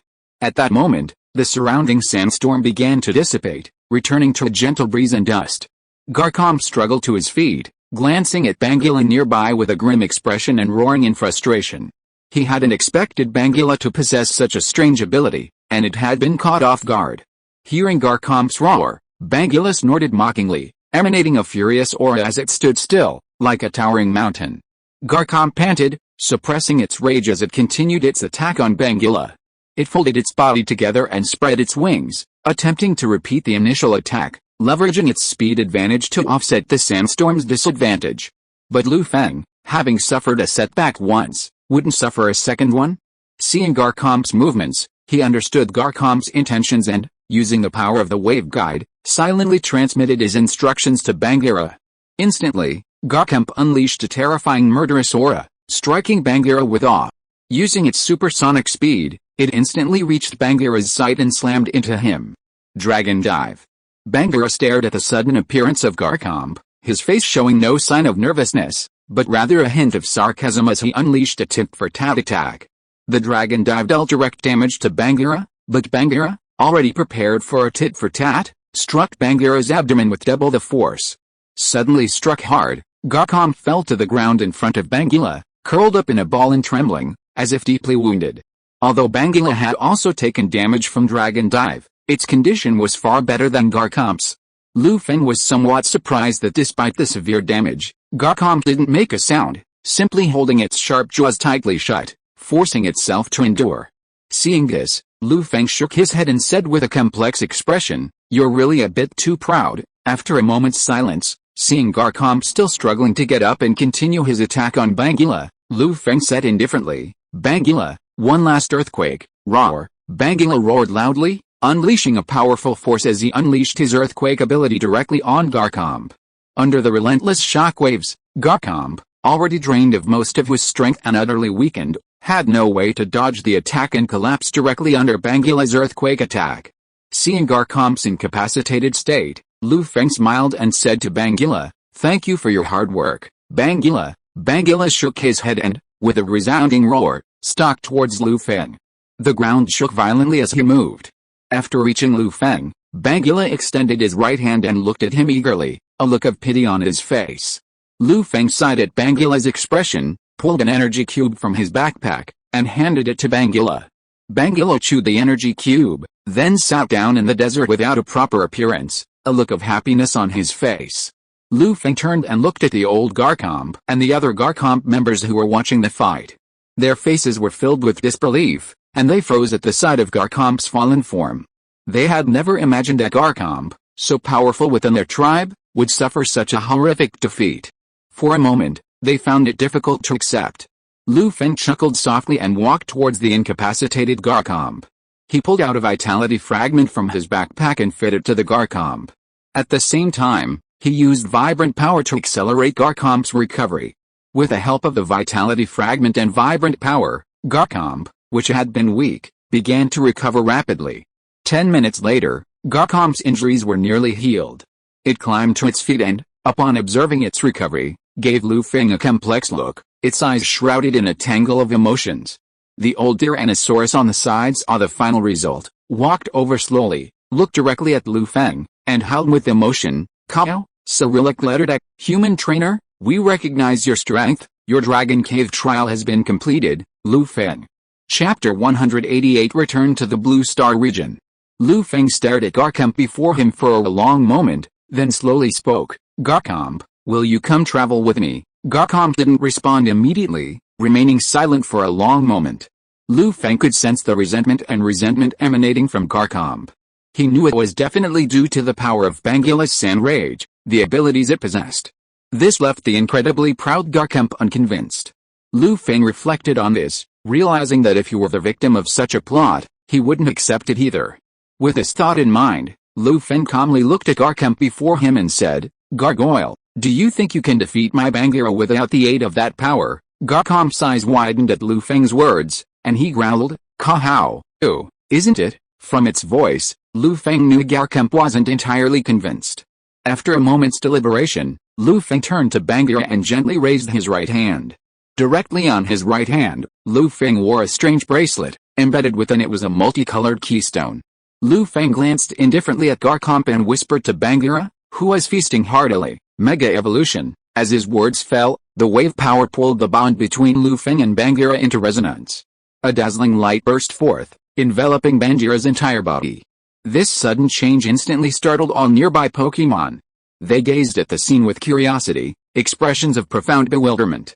Garchomp, closest to Bagheera, was highly sensitive to shifts in aura. It could sense a terrifying aura growing beneath a dazzling light. In a mere moment, this surge in strength surpassed its current level. After its mega evolution, Bagheera's power had reached the pinnacle of the Supreme King, vastly surpassing its own. Garchomp's expression was grave, his gaze fixed on the brilliant light, his body gradually tensing. A minute later, when all the light faded, Mega Bagheera appeared before Lu Feng and Garchomp. At this moment, after undergoing its mega evolution, a vast energy converged, causing cracks to appear on its back. 6 irregular spikes formed on its sides, with 4 more extending from the end of its tail. The carapace covering its abdomen and back turned from blue to red, emanating a violent power and a terrifying aura. Roar! Super Bagheera roared loudly, his voice carrying a powerful will that spread in all directions. He loomed large, with immense power. With his appearance, the once calm wind and sand began to swirl once more, gradually evolving into a sandstorm. Caught in the sandstorm, Super Bagheera was like a desert tyrant left from an ancient time. Tyrannosaurus's eyes were fixed, slightly dazed, as he stared at Super Bagheera not far away. The dragon's entire body suddenly froze in place, like a soulless statue. He had never imagined that Bagheera would have such a hidden weapon.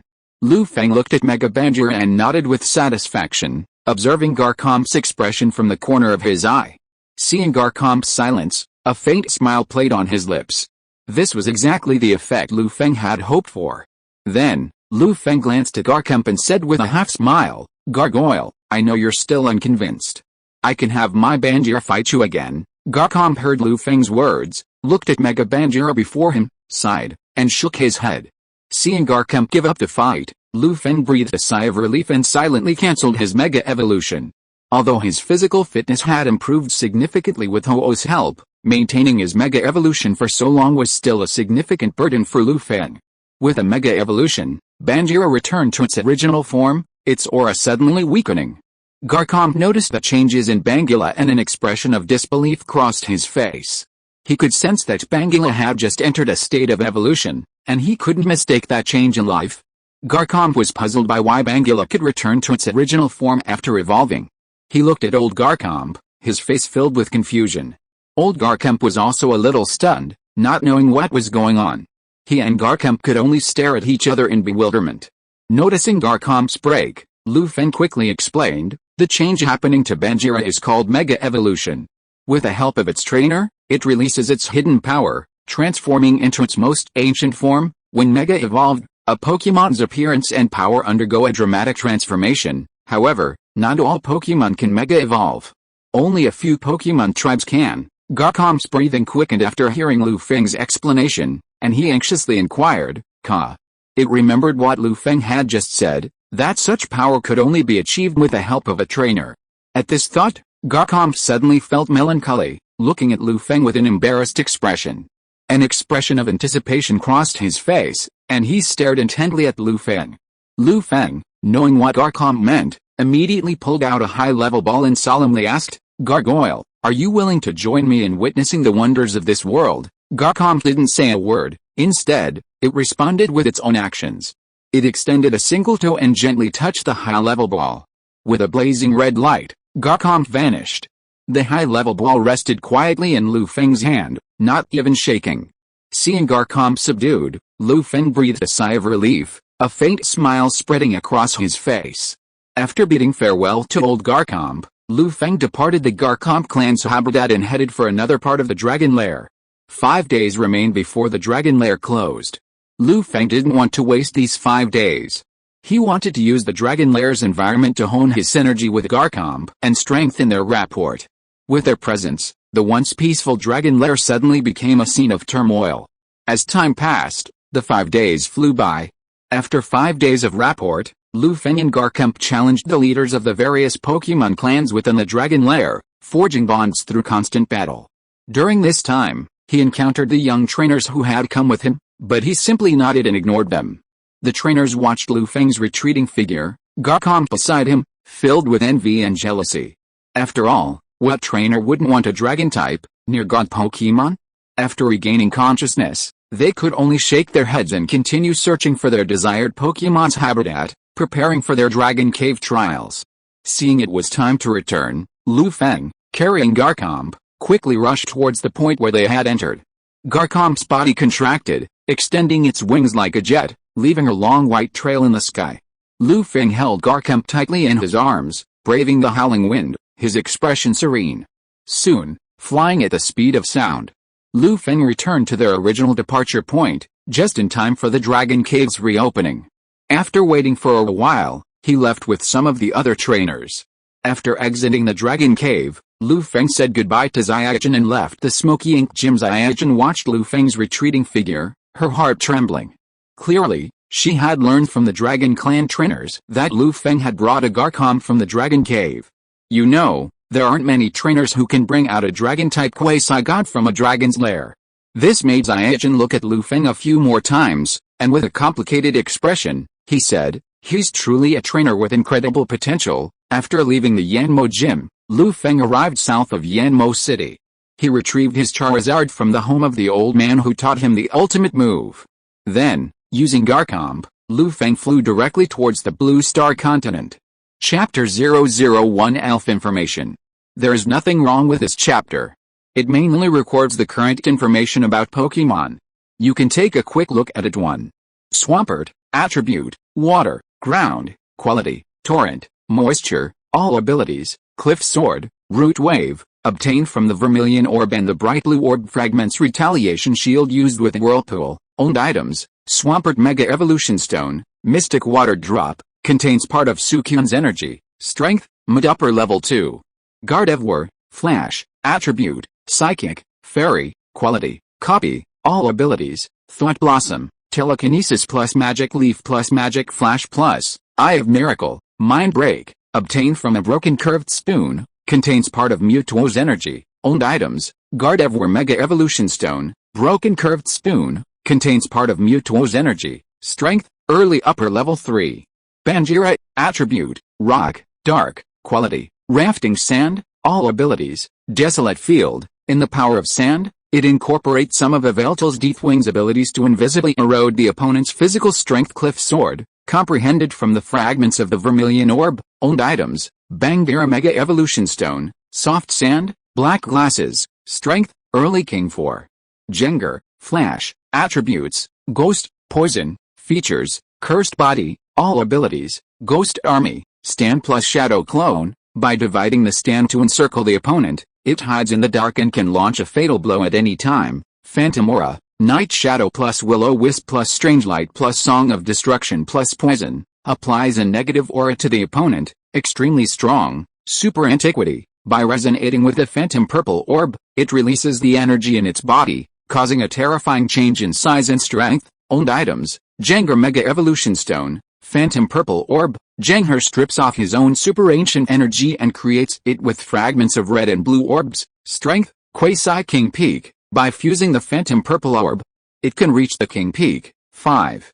Charizard, attributes, fire, flying, features, fierce fire, power of the sun, all abilities, Buddha's Wrathful Lotus Form 1, merges its own flames with Molters, compressing infusion to unleash an extremely terrifying energy attack. Buddha's Wrathful Lotus Form 2, merges its own flames with Antae's Buddha's Wrathful Lotus Form 3, merges its own flames with Ho-Oh's Buddha's Wrathful Lotus Ultimate Form, fuses the flames of Ho-Oh, Antae, and Molters. Items, Charizard X Mega Evolution Stone, Iridescent Feather, Charcoal, Strength, near Celestial Peak, using Buddha's Wrathful Lotus Form 1, it can threaten early-stage Celestial Pokémon. 6. Articuno, attribute, ice, flying, ability, pressure, all abilities, frost, compresses its own ice energy, creating a powerful freezing force. Freeze time, comprehend the mystery of time, use extreme coldness to freeze time for a short period of time. The idea is not yet complete. Possessing items, unmelting ice, strength, Quasi King Peak, can temporarily compete with the early king with physical fitness. 7. Partner with Eevee, attributes, general, features, adaptability, danger foresight, all abilities, 9 exclusive moves. Eevee team, differentiate a stand through the stand skill, and inject the corresponding energy in the body to evolve into the corresponding evolved type. Use these evolved stands to withstand damage and launch attacks. Currently only 4 stands can be differentiated, repaying skills. Through super high intimacy, let Eevee burst out with powerful attacks. Owned items, Soothing Bell, Silk Scarf, Strength, Gem Peak 8, Tajikus, attribute, fairy, flying, feature, Heaven's Grace, super luck, all abilities, Through extremely high luck, use the wave of your fingers to shake out the exclusive moves of many legendary Pokémon, owned items, Soothing Bell, Strength, Gym Peak 9, Red Gyarados, Attribute, Water, Flying, Feature, Overconfidence, all abilities, Angry State. Due to the influence of Team Rocket's experiments, Gyarados' strength is greatly increased after entering the angry state. Owned items, Water Gem, obtained from the Ocean Temple, Strength, Quasi King Peak 10, Garchomp, Attribute, Dragon, Ground. Feature, Sand Hidden, Rough Skin, all abilities, none. Owned items, Dragon Scale, contains huge Dragonite power, Strength, King Early Stage Legendary Resource items currently held by Feng, Ocean Bell, Rainbow Feather, Silver Feather, Dark Lugia Feather, Heart Drop, Thunderstone, contains Thunder God's energy, Miracle Seed, contains Celebi's energy, Mystic Drop, contains Suicun's energy, Green Crystal, Deoxys's Body, Broken Crooked Spoon, contains Mewtwo's energy. Current legendary quests, become the master of the Pokémons, investigate the truth behind the disappearance of the Pokémon civilization on Blue Star. If you are listening to this novel on a channel other than Fanfic World, it means it was downloaded and re-uploaded without effort. We warmly invite you to visit our channel, Fanfic World. There you will find the original version of this story and many other novels of various genres. We look forward to seeing you dive into a world of incredible novels. Chapter 189, Meeting of the Elf Alliance. The moon hung high in the sky, the morning stars dim. A gentle evening breeze, carrying the hazy night air, gently caressed the mountains and the earth. Flowers and wild grasses filled the mountains, exuding an intoxicating fragrance that enveloped the quartz plateau. Just as Feng left Yanmo City and headed back towards the Blue Star continent, a special meeting was underway in a brightly lit conference room at the Kanto Alliance headquarters. The 4 heavenly kings of Kanto and Johto were present. The atmosphere in the room was solemn, as if a dark cloud had descended upon everyone. Alliance President Damalenki, looking at the documents in his hands, his brow furrowed, as if burdened by an unrelieved sadness. The Alliance heavenly kings, seated around the room, sat absent-mindedly, somewhat bewildered. They exchanged glances, seemingly trying to understand the purpose of the meeting. Dong, dong, dong. But before they could communicate, Damalenki, who had been silent for a long time, suddenly raised his head and rhythmically tapped the table with his right hand. He pondered for a moment, then turned his gaze to Yolongdu and said wearily, "Adu, now it's your turn to tell everyone the purpose of this meeting." Yolongdu heard him, silently pushed the stool behind him away, and stood up. The several heavenly kings in the conference room saw Yolongdu stand up and quickly looked over at him. Yolongdu took a deep breath, scanned the heavenly kings present, pointed at the documents in front of them, and said solemnly, 7 days ago, due to an unexpected incident, the Galar region, which had been sealed off for a long time, reappeared. The Galar region has reappeared. Could today's topic be related to the Galar region? Rika, the dark heavenly king of the Johto region, wrinkled her nose slightly and asked Yolongdu. The other heavenly kings also looked at Yolongdu, their faces filled with the same curiosity. Yolongdu nodded, then shook his head, his voice hoarse, yes and no. Seeing Yolongdu's ambiguity, everyone's confusion grew, their faces filled with bewilderment, unsure of what he meant. Yolongdu noticed their strangeness and waved to Lihua, motioning for her to sit down. He rubbed his head and said silently, "Please be patient and listen to me, I'll explain the rest later." After hearing Yolongdu's words, the 7 heavenly kings present nodded slowly and waited quietly. In addition to the reappearance of the Galar region, we have discovered a new continent. This region does not exist in the history of the Elven world. Their customs and environment are very different from ours. Also, for some special reasons, we can't enter right now. Yolongdu, seeing that everyone was quiet, reflected on what he had discovered in the past few days, speaking anxiously. Instantly, as soon as Yolongdu finished speaking, the faces of the 7 heavenly kings present were filled with shock, as if they had been struck by a bolt of lightning, and it took them a long time to recover. Yolongdu looked at the expressions on their faces and sighed softly, thinking back to when he first learned about this matter. He had also been in a trance for a long time. Therefore, he could particularly understand everyone's feelings. Time passed bit by bit, and the entire conference room was filled with dullness, and everyone fell into a state of daze. Cough cough cough. Damalenki, who was sitting at the top, observed this scene and knew that this could not continue. He coughed a few times. Instantly, He drew everyone's attention back and made them wake up. After seeing everyone come to their senses, Damalanki stroked his beard with his hand and gestured for Yulongdu to continue. Ryudo nodded in understanding and continued, addressing the other kings. Meanwhile, the Galar region and this newly emerged region have both submitted requests to Alliance headquarters to establish a regional alliance, so, our topic today is whether or not to approve their requests. Ryudo finished, then sank directly into his chair, awaiting everyone's opinion. I think we can agree to their request. After all, it will help expand the Alliance's influence, said the Johto region's fighting king, Shiba, in a deep voice. In some versions, Shiba and Shiba are the same person. Here, we've made them two different people. The Johto region's psychic king, Ichiki, pondered for a moment before remarking with some disapproval, I think this isn't a good idea. We need to observe. Seeing Ichiki reject his proposal, Ichiki's face lit up with displeasure. They had already been naturally incompatible due to the attributes of the Pokémon they had chosen.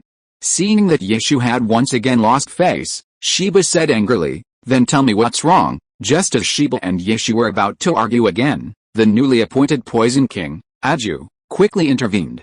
Then, Kona suddenly stood up, pursed her lips, and said in a somewhat arrogant tone, President, I think we can approve the Galar region's application. As for that newly emerged region, we need to observe further and can't agree to it so hastily. Damaranch's eyes flickered with surprise, and he paused in thought.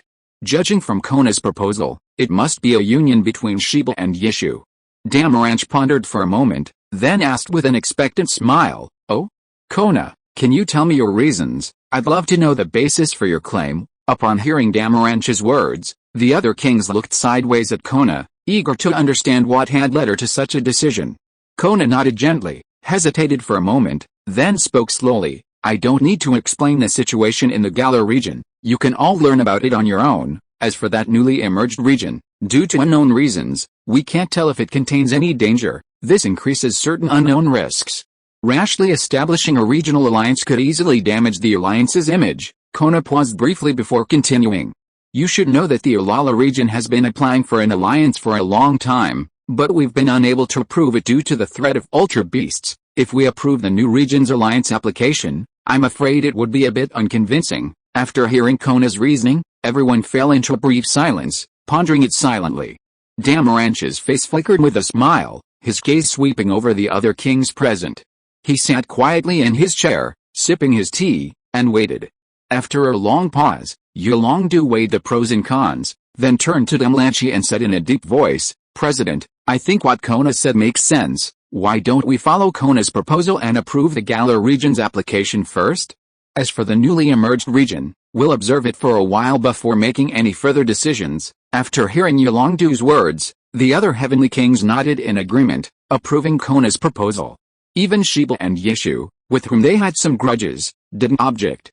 After all, Kona's proposal was undoubtedly the safest option at the moment. Seeing this, Damalanki nodded to the crowd and said in a grave voice, Since everyone agrees with Kona's proposal, let's handle this matter this way for now. After he finished speaking, his gaze lingered on Kona. After a pause, he continued, Kona, you proposed this matter, so it's your turn to respond to the Galar region and the newly discovered region. Kona smiled bitterly, sighed helplessly, and nodded heavily, accepting the task. Blue Star region, Great Xia Kingdom. Wu Feng looked at the documents in his hands and sighed with some disappointment.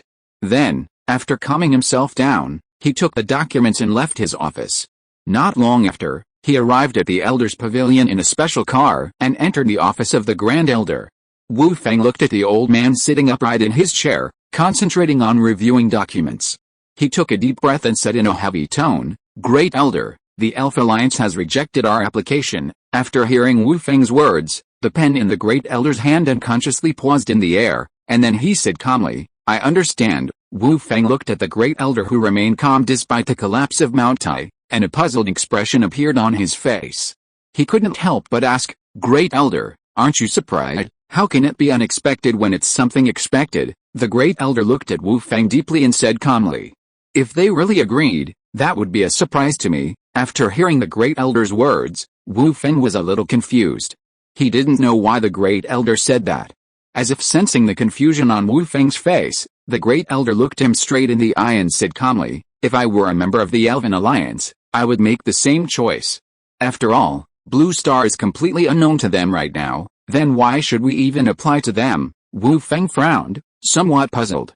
The Great Elder smiled, put down his pen, and said to Wu Feng, "It's just for a legitimate reason.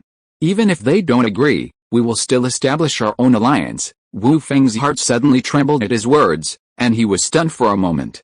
"Alright, Comrade Wu Feng, according to the original plan, you should contact the people in the other kingdoms and tell them about this." The Great Elder looked at the dazed Wu Feng and shook his head gently.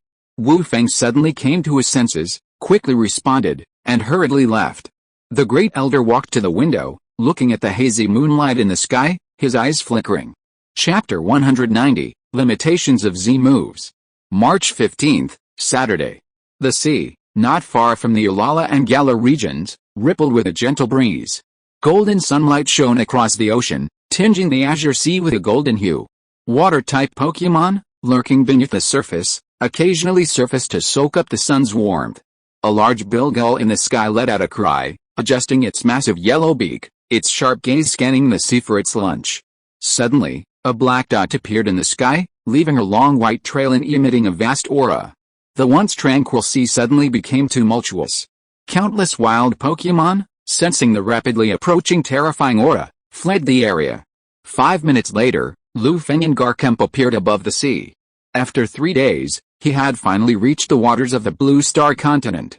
Gazing at the distant land shrouded in white mist, a complex expression crossed Lu Feng's face, his heart filled with unease. Machado, hidden within Lu Feng's shadow, sensed the nearby land, and a complex expression gradually emerged in its orange-red eyes. At that moment, it seemed to guess the reason for Lu Feng's disappearance. At the same time, as if sensing Lu Feng's mood, Garchomp turned around and growled in confusion. "Ka." Hearing Garchomp's voice, Lu Feng slowly regained his composure, shook his head, and said, "I'm fine, just feeling a little emotional." Garchomp nodded, seemingly understanding, and roared at Lu Feng again, demanding his next move. Lu Feng surveyed the land before him, then pointed in a direction and said to Garchomp, "Garcho, fly to that location." Garchomp held his breath and quickly approached the point where Lu Feng pointed. Arriving near the Blue Star continent, Lu Feng gently touched the white mist. Through his wave-guided perception, Lu Feng could clearly see that the mist enveloping the continent seemed to possess some strange energy, capable of identifying trainers approaching the Blue Star continent. The moment Lu Feng made contact, the strange energy suddenly swept over his body, permeating him with a powerful pressure, as if confirming his identity. A minute later, the strange power quietly receded, and the pressure enveloping Lu Feng instantly vanished. Is this the power that prevents humans from entering the Pokémon world? Lu Feng pondered, silently gazing at the surrounding white mist. He recalled the system's previous prompt and observed the surrounding fog with curiosity, a thoughtful expression on his face. Then, after a fruitless exploration, Lu Feng flew in with Garchomp, cutting through the dense fog and returning to the Blue Star continent. Due to the fusion of worlds, the entire Blue Star had undergone tremendous changes. The 7 previously separate continents, transformed into a single, integrated continent by the system's power, took Lu Feng a long time to locate the Great Xia Kingdom. With the help of Land Shark, Lu Feng spent another half a day finally returning to Pingshan City. "Finally, I'm back. I almost lost my way this time," Lu Feng said with relief, gazing at the familiar scene before him. He carefully determined his direction and headed straight for his home. A moment later, Lu Feng arrived at his doorstep. A smile crossed his face as he gazed at the age-old building before him. Click, Lu Feng retrieved the key from his interspatial backpack, carefully opened the door, and slowly walked inside. Huh? No one's home. He looked into the silent room. A puzzled expression on his face, his brows furrowed slightly. After searching carefully for a moment, he found a note left on the coffee table in the living room and breathed a sigh of relief. Lu Feng shook his head and grabbed a bottle of juice from the refrigerator, but before he could open it, he hadn't opened it. Suddenly, there was a resounding knock on Lu Feng's front door. Lu Feng turned his head toward the gate, a bewildered expression on his face. After a moment's reflection, he walked straight toward it and gently opened it, only to be met with an unexpected presence. "What?" "Surprise," the person said, smiling at Lu Feng and teasing him. Hearing this, Lu Feng took a deep breath, his thoughts slowly returning. He said gruffly, "Chairman Wu, you're really fast, aren't you? I haven't even been home an hour." And you've already rushed all the way from the imperial capital." Wu Feng smiled, then pointed to Ran Kaiangsha behind him and whispered, "That's all thanks to Kaiangsha's Dragonite, otherwise, it would have taken over 2 hours to get from the imperial capital to your place." Lu Feng glanced at Ran Kaiangsha, nodded in sudden realization, and led the two into his home. "President Wu, what brings you here today?" Lu Feng asked, puzzled, as he pulled 2 bottles of juice from the refrigerator and handed them to Wu Feng and Ran Kaiangsha. Wu Feng paused for a moment, then looked up at Lu Feng and said, "I came to see you today for 2 main reasons." Lu Feng's expression remained unchanged, as he stared at Wu Feng quietly and gestured for him to continue. "First, I want to tell you that your gym is complete. If you're okay with it, you can open it tomorrow. However, due to the sudden fusion of worlds, as a gym leader, you will also have the responsibility of mentoring the newcomers." Lu Feng couldn't help but frown, his lips slightly parted, as if he were about to say something. Wu Feng, seeing Lu Feng's hesitation, knew exactly what he was about to say, so he continued, not giving him a chance to refuse. "Second, the nations of Blue Star are going to unite to form the Elf Alliance, and the Great Xia Nation will need your help then." Lu Feng rolled his eyes and gave Wu Feng a somewhat annoyed look, but after hearing what Wu Feng said next, a look of astonishment appeared. "Blue Planet is forming a Pokémon alliance? Are you guys collaborating with the Quartz Plateau?" Lu Feng's eyebrows twitched slightly, and he asked in disbelief. If he remembered correctly, the Ulala region had been applying for an alliance, but due to the Ultra Beast issue, their application had been rejected. If the Pokémon Alliance had rejected a region they knew so well, it made no sense for them to approve a request from a completely unknown blue planet. Wu Feng sighed and said somewhat dejectedly, "Pokémon Alliance headquarters hasn't approved Blue Planet's application, but we can't just act like a loose pile of sand. To the Pokémon world, we're just outsiders. We need to stick together for warmth." Hearing Wu Feng's words, Lu Feng suddenly understood, a sudden light bulb gleaming in his eyes.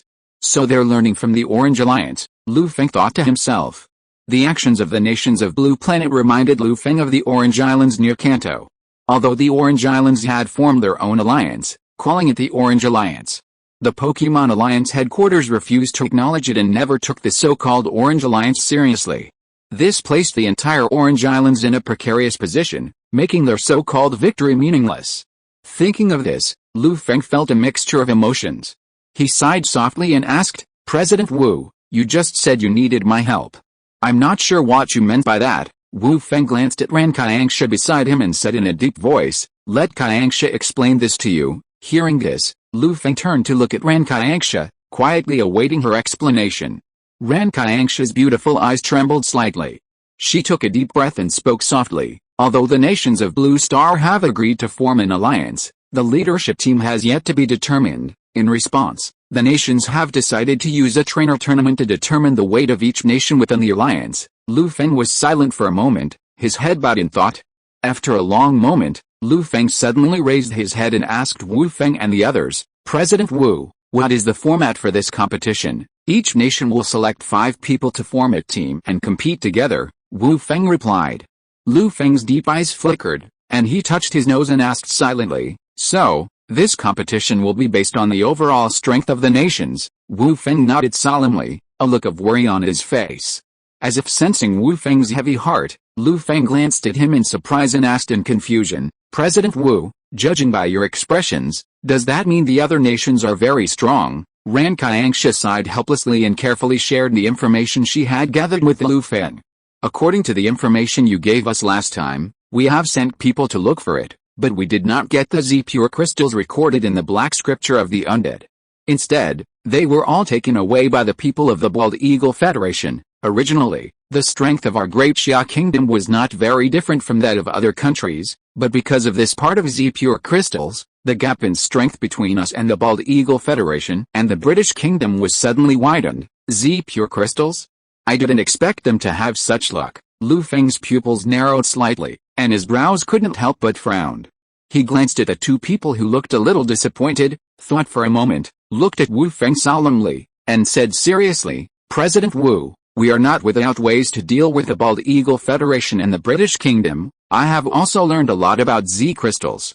Trainers are actually subject to considerable restrictions when using Z-crystals." Upon hearing this, Wu Feng and Ran Kaiangsha looked at each other, holding their breath, and asked in a hoarse voice, "Lu Feng, what do you mean by this?" Lu Feng looked at the anxious Wu Feng in front of him, and without the slightest delay, after recalling the information about the Z moves, he whispered to the two people, "The Z crystals obtained by the Bald Eagle Federation and the British Kingdom can, with the help of Z bracelets, cause a strong resonance between the trainer and Pokémon through specific dances, thereby unleashing powerful Z moves. The power of this Z move is much stronger than ordinary moves.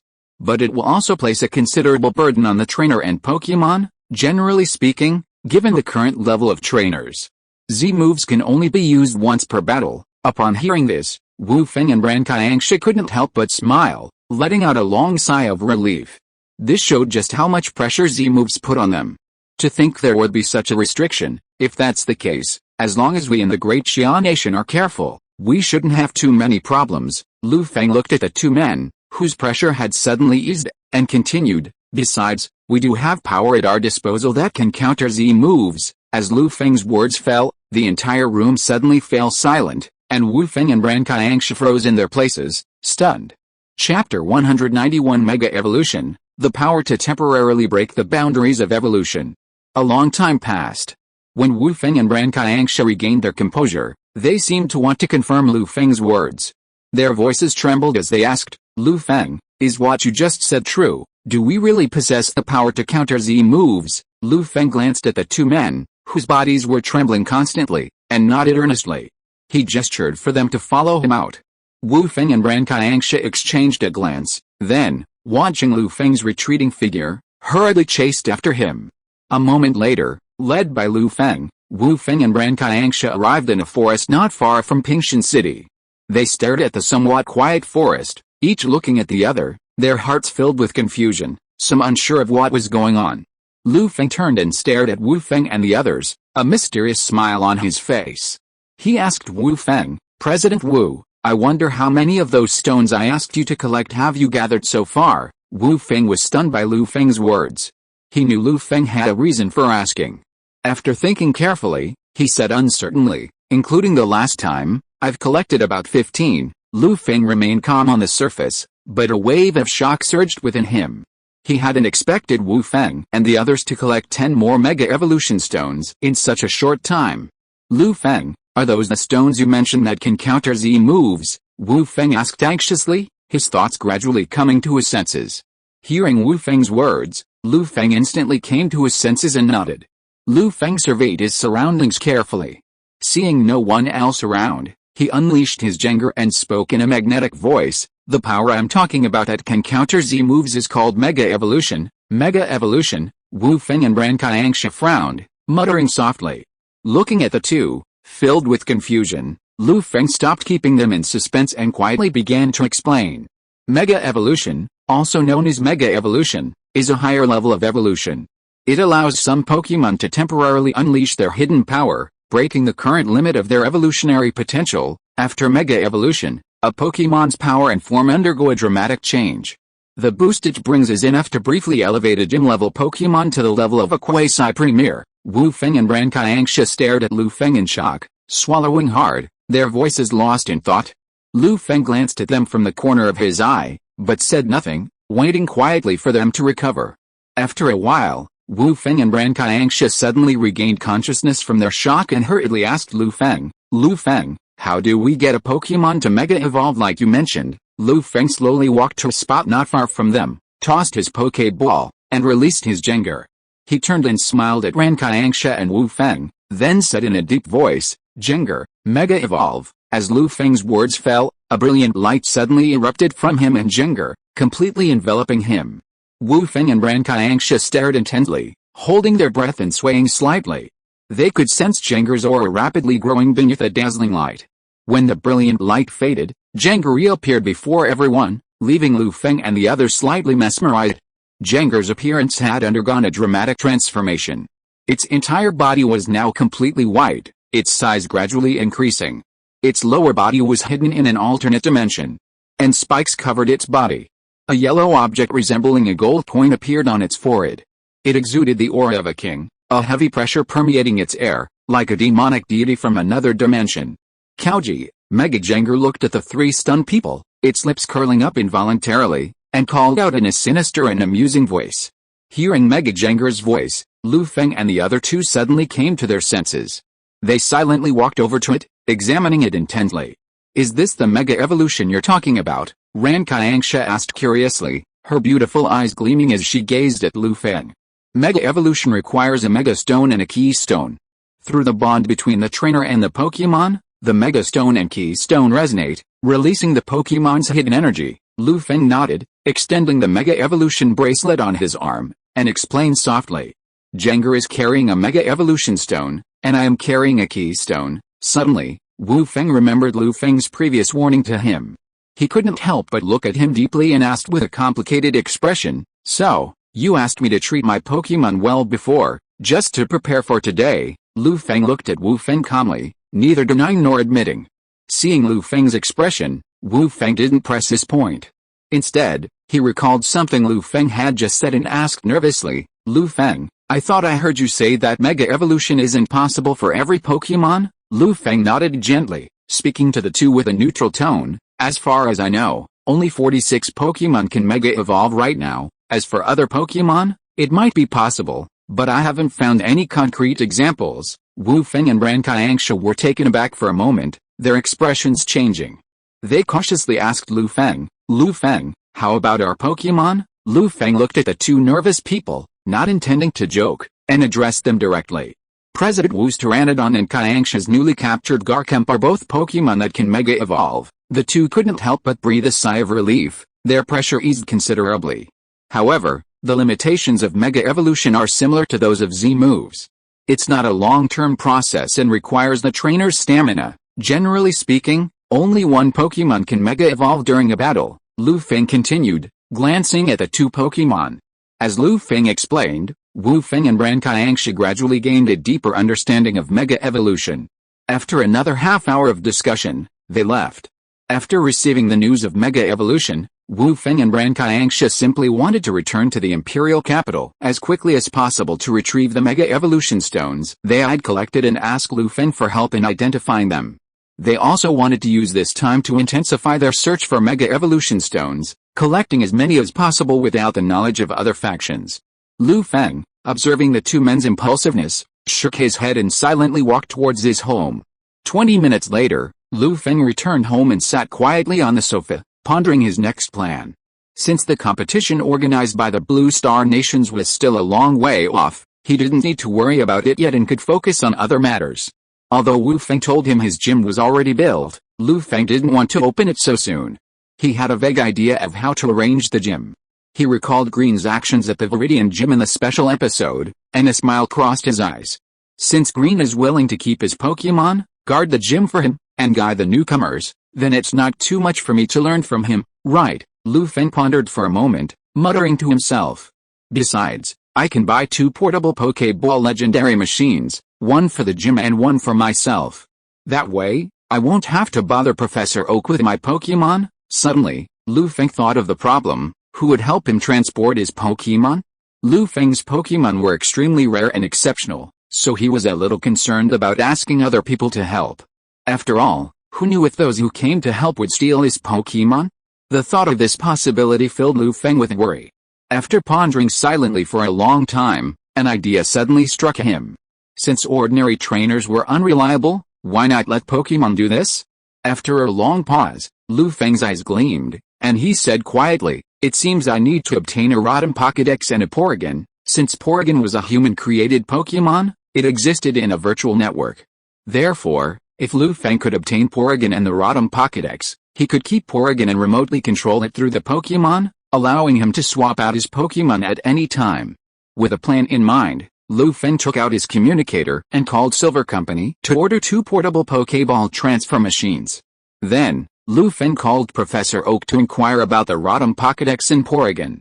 Upon hearing Lu Feng's request, Professor Oak helped him apply to the Pokémon League.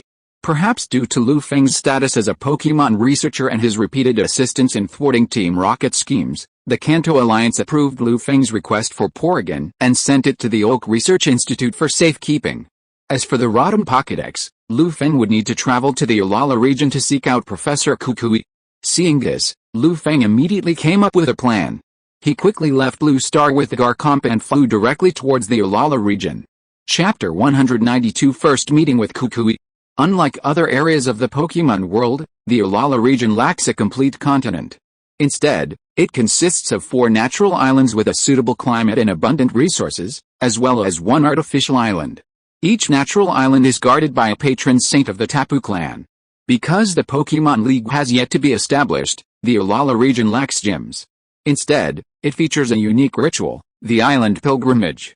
Trainers from around the world, guided by their captains, can battle the dominant Pokemon of each island to obtain Z crystals, unique to the Ulala region. Upon completing the Island Pilgrimage, trainers receive a Z bracelet from the Island King. Only by passing the Island King's Grand Test can a trainer retain the Z crystals after using a Z move. After 3 days of travel, with the help of Garchomp, Feng finally arrived at Malamil Island in the Ulala region. What a wonderful resort, Feng sighed leisurely, taking in the tropical scenery, enjoying the abundant sunshine and the warm Ulala climate. Garchomp narrowed his eyes, taking in the Ulala sunshine and letting out a comforting roar. After a brief rest, Feng retrieved a map of the Ulala region he'd found at a nearby shop and silently compared his location. Gargoyle, it's time to go, he confirmed the location of Horror City and turned to look at Garchomp, who was enjoying the sun, and whispered softly. Garchomp responded with a deep voice, reluctantly emerging from the beach and following Feng closely in the direction of Horror City. An hour later, Feng and Garchomp appeared near Horror City. Horror City, the largest city in the Ulala region, is known as a city overflowing with joy and peace. As the largest city in the world-renowned Ulala region, Horror City attracts countless trainers and holiday makers every year. Although Feng was curious about Horror City, he didn't linger there for long. After all, his purpose in visiting the Ulala region was simply to claim his Rotom Pokédex. Feng glanced around, then hailed a Pokemon taxi, boarded it with Garchomp, and headed for the Pokemon school on the outskirts of town. 15 minutes later, Feng arrived at the outskirts of town. After paying a few Alliance coins, he headed straight for the nearby Pokemon school. Is this the Pokemon school in the Ulala region? Feng asked, puzzled, as he gazed at the building, which looked different from the one in Kanto. Young man, this is the Pokemon school in the Ulala region. What brings you to the Pokemon school? At that moment, a deep voice came from behind him, instantly capturing Feng's attention. An elderly man, remarkably similar to Professor Oak, appeared before him. Looking at the man with dark skin, Feng was dazed. If he hadn't known Professor Oak was still in Kanto, he would have thought he had arrived in the Ulala region. After carefully recalling the memories in his mind, Feng knew that this should be Professor Oak's cousin, Cheng-Yi, Damage, the principal of the Pokemon school in the Ulala region. Ulala, hello, Principal Cheng-Yi. My name is Feng, and I've come here specifically to see Professor Kukui. Feng smiled and whispered to Cheng-Yi, Damage. Ulala, young man, do you know me? Cheng-Yi, Damage looked surprised when Feng called out his name. He thought carefully and found that he had never seen Feng before, and he couldn't help but frown. Looking at Cheng-Yi, Damage's changing expression, Feng naturally knew what he was thinking, and hurriedly explained to him, Principal Cheng-Yi, Professor Oak once mentioned you to me, so it was that guy Oak. Cheng-Yi, Damage patted his forehead with his hand, revealing an expression of sudden realization. Since you're here to find Kukui, then follow me. Feng nodded, thanked Chang'yomu, and followed him to the research institute not far away. Under Chang'yomu's guidance, Feng easily arrived at Dr. Kukui's research institute. Feng observed the research institute in front of him, slowly walked forward, and pressed the doorbell next to the gate. A moment later, the door of the research institute slowly opened. A man in a white coat, belt chest, and glasses on his face appeared in front of them. This man is Dr. Kukui from the Ulala region, whose main research areas are Pokemon battles and moves. Dr. Kukui looked at the two people who came to visit suddenly, with a very surprised expression on his face, and asked in some confusion, Principal Cheng-Yi, is there something wrong in the Pokemon school? Cheng-Yi Oak touched the back of his head with his hand, waved his hand and said, there's nothing wrong in the Pokemon school. This little brother wanted to find you, so I brought him here. After Cheng-Yi Oak finished talking to Dr. Kukui, he left directly. Dr. Kukui watched him leave, shook his head slightly, and turned to look at Feng, studying him for a long moment before asking, young man, What brings you to me? Lu Feng looked at Dr. Kukui and said directly, Dr. Kukui, I'm Lu Feng. I'm here today to receive the Rotom Pokédex, so it's you. Dr. Oak already told me, since you're here to receive the Rotom Pokédex, then please come in. Dr. Kukui thought for a moment, remembering Dr. Oak's call 3 days ago. He nodded to Lu Feng and led them into the research facility. Wait here for a moment. I'll get the Pokédex I've prepared. Dr. Kukui led Lu Feng and the others to a meeting area. After a brief word, he turned and left. Lu Feng sat quietly on the sofa, taking in the surroundings of the research facility. Perhaps due to their different research areas, the layout of Dr. Kukui's lab differed significantly from that of Dr. Oak and Dr. Sora. A minute later, Dr. Kukui returned, holding a Rotom Pokédex. He walked directly over to Lu Feng and handed him the Pokédex. Lu Feng, this is the Rotom Pokédex. Now you need to come with me to select a Rotom, Dr. Kukui said casually, his hands in his lab coat pockets. Thank you for your trouble, Dr. Kukui. Lu Feng's eyes flickered with excitement as he thanked Dr. Kukui. Chapter 193 Rotom Pokédex. Under Dr. Kukui's guidance, Lu Feng arrived at his laboratory. Dr. Kukui walked over to a large screen and began pressing buttons, controlling the entire machine. As he controlled the machine, the lights in the lab suddenly dimmed. Various machines and the light bars in the lab began to flicker with pale blue arcs, as if about to explode. Dr. Kukui observed the scene calmly. As if a thought struck him, a smile appeared on his face. He turned and looked directly at Lu Feng. Seeing Lu Feng's expression remain calm, without a single change, a flicker of surprise crossed Dr. Kukui's eyes. This made Dr. Kukui look at him a few more times, and his opinion of him increased. Most people would be alarmed by such a scene, but Lu Feng's composure was rare. Lu Feng noticed the change in Dr. Kukui's eyes, and the corners of his mouth curled up unconsciously. If he hadn't witnessed such a scene before, Lu Feng would have been worried.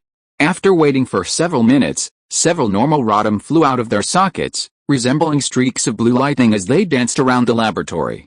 Professor Kukui looked up at the Rotoms in the air and said with a smile, Lu Feng, you can choose one of these Rotoms to complete your Rotom Pokédex. Lu Feng nodded and began to observe the Rotoms before him.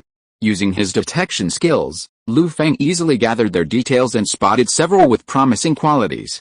After a brief moment of reflection, Lu Feng selected a Rotom with the awakened power of Psychic and said to Professor Kukui, Professor Kukui, I'll choose this one. Professor Kukui looked in the direction Lu Feng pointed, curious. Upon seeing the Rotom Lu Feng had chosen, he couldn't help but give him a long look. Lu Feng, you have a rather sharp eye, you know, the Rotom you chose is one of the most talented in my institute, Professor Kukui said with a helpless smile, a hint of joking. Lu Feng scratched his head, a look of embarrassment on his face. Dr. Kukui looked at Lu Feng, shook his head slightly, and gestured for Rotom to enter the Pokédex. As Rotom disappeared, the lights in the lab came back on, and all the instruments returned to their original state. Lu Feng stared at the Pokédex in his hand. He could sense that after Rotom entered the Pokédex, the entire Pokédex seemed to undergo an unknown transformation, beginning to breathe in a breath of life. Soon, the previously dark screen suddenly flickered with a dazzling blue light. As Lu Feng watched, a pair of eyes appeared on the Pokédex and flew out of his hand. Beep. The Rotom Pokédex flew around Lu Feng, recording his voice and appearance. Professor Kukui, upon seeing this, said with a smile, Rotom, from now on, I'll be counting on your assistance. Lu Feng, the Rotom Pokédex nodded, circling Lu Feng's body. Rotom, I'll be grateful for your guidance. Lu Feng looked up at the Rotom Pokédex and addressed it solemnly. Upon hearing Lu Feng's words, the Rotom Pokédex in the air smiled and said in a mechanical voice, User Lu Feng, login complete. Language selection complete. Rotom Pokédex is starting. Alala, User Lu Feng, grateful for your guidance. Lotto, Lu Feng excitedly gazed at the Rotom Pokédex before him, communicating with it continuously. Suddenly, as if remembering something, Lu Feng put down his space backpack and began rummaging through it.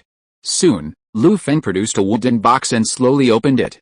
Seeing this, Rotom and Professor Kukui looked puzzled. Unsure of what Lu Feng was up to. He couldn't help but ask, Lu Feng, what are you doing? Lu Feng looked at the bewildered Professor Kukui and softly explained, Doctor, I'm looking for a gift. I give each Pokemon on my team a gift when they join. Are you really going to give me a gift? I'm so touched, Lotto. Before Professor Kukui could say anything, Rodham, standing nearby, excitedly asked after hearing Lu Feng's words. Lu Feng looked at the extremely excited Rodham and nodded firmly. He then handed the Thunderstone from the box to Rodham. Rodham carefully took the Thunderstone, a delighted smile appearing on his screen. He could sense that this Thunderstone was something special. Compared to ordinary Thunderstones, the one in his hand seemed to have a unique aura. With the help of this Thunderstone, Rodham's power was instantly at full capacity. Lu Feng stared in amazement, wiping the sweat from his forehead, a heart filled with joy. If Lu Feng hadn't previously profited from the Thunder God, his assets would have been severely reduced if he had continued to raise Rodham. While Rodham doesn't require energy blocks or other food, it does require a large amount of electricity to recharge. Seeing his purpose accomplished, Lu Feng briefly exchanged words with Professor Kukui and departed. He wanted to take advantage of his time in Alala to thoroughly savor the local customs and people and enjoy a well-deserved vacation. Unbeknownst to Lu Feng, after he had retrieved the special Thunderstone, the lingering aura of the Thunder God emanated from it. This suddenly alerted Kapukakako, the guard stationed on Melamo Island. It gazed towards Professor Kukui's laboratory, a look of surprise in its deep eyes. It sensed an unfamiliar, legendary aura within its territory, leaving Kapukakako baffled. After a brief moment of reflection, it flew out of its forest habitat and rapidly approached Lu Feng's position. Chapter 194, Kapu, Mingming. The moon was at its zenith, a crisscross of stars dotted the sky. Soft moonlight, like flowing water, bathed Melamo Island in a brilliant silver glow. The sea breeze lingered, filling the air with a delicate fragrance, bringing a sense of tranquility. As night deepened, the once bustling Melamo Island began to grow quiet. Lu Feng, exhausted after an afternoon of exploring Howley City and carrying a large selection of Alala local specialties, was dragging himself toward the Ocean View Hotel he'd booked. But before he could reach the hotel, a strange noise suddenly erupted near the beach, instantly drawing his attention. He turned his head in the direction of the noise, a solemn expression on his face. Through his wave guide, Lu Feng could clearly sense an extremely terrifying aura approaching rapidly from a short distance away. Although Lu Feng considered leaving, the terrifying aura seemed to have locked onto him, relentlessly pursuing him wherever he went. Is this coming from me? Lu Feng glanced in the direction of the aura, sighed, and said with a hint of resignation. He shook his head, pondered for a moment, then tossed out Gardevoir's Pokeball and waited. He knew that if he didn't resolve the situation, the aura that had locked onto him would haunt him wherever he went, like a leech on his heels. Soon after, a dark figure suddenly emerged from the pitch-black brush and flew towards Lu Feng. Gardevoir's expression changed slightly, and it unleashed a powerful psychic attack, aiming to repel the shadow. Its powerful psychic power erupted in the silent night, shimmering with a pale blue light and carrying immense destructive power as it enveloped the shadow. Under the assault of Gardevoir's mental power, the dark shadow froze for a moment, seemingly controlled. But before Lu Feng could breathe a sigh of relief, the shadow trembled slightly, shattering Gardevoir's mental power and flying towards them. Seeing the shadow approaching, Gardevoir unleashed all its strength, just as it was about to aim its attack at the figure. Gardevoir, stop! Lu Feng's voice suddenly rang out, halting its movements. Confused, Gardevoir looked towards Lu Feng, only to see his face filled with astonishment, his eyes filled with surprise, almost disbelief. As the bright moonlight shone, the darkness shrouding the shadow that had intended to attack Lu Feng gradually dissipated, revealing its true form. A black Pokémon with orange hair and legs, and half a patterned shell attached to each hand, came within a short distance of Lu Feng, gazing at him with a scrutinizing gaze. The guardian of Melamo Island, Tapu Koko, Lu Feng gazed at the Pokémon before him, his brows furrowing. Although Tapu Koko was the island's guardian, Lu Feng didn't let down his guard. Quite the contrary. Upon realizing the presence stalking him was the legendary Pokémon Tapu Koko, Lu Feng's face paled, his expression filled with nervousness. From what he knew, compared to legendary Pokémon like Ho and Mew, Tapu Koko was a fickle and menacing deity. It was incredibly curious and took a keen interest in humans and other Pokémon, sometimes inviting them to play and battle, and other times attacking those who disrupted its mood. At this moment, Lu Feng wasn't sure what Tapu Kokoro's mood was like. He could only silently stare at Tapu Koko, trying to discern its expression so he could prepare himself. Tapu Koko stared at Lu Feng quietly, a look of intense interest and curiosity evident. It sensed a number of legendary auras emanating from Lu Feng, prompting it to stare at him a few more times. Kokoro, trainer, why do you possess so many legendary auras? Suddenly, Lu Feng, hearing Tapu Kokoro's words, was startled, his expression slightly lost in thought. Are these the legendary auras you're referring to? After a brief moment of distraction, Lu Feng looked up and pulled out all the legendaries and items from his space backpack, placing them directly before Tapu Kokoro. Tapu Kokoro's expression hardened as he gazed at the numerous legendary auras before him, and he fell silent. Initially, upon sensing the presence of a legendary, Tapu Kokoro thought it was a legendary Pokémon attacking the island it guarded, Melimal. Unexpectedly, it was its own mistake. Greek letter sigma, degrees degree. Tapu Kokoro hadn't expected Lu Feng to carry so many legendary items.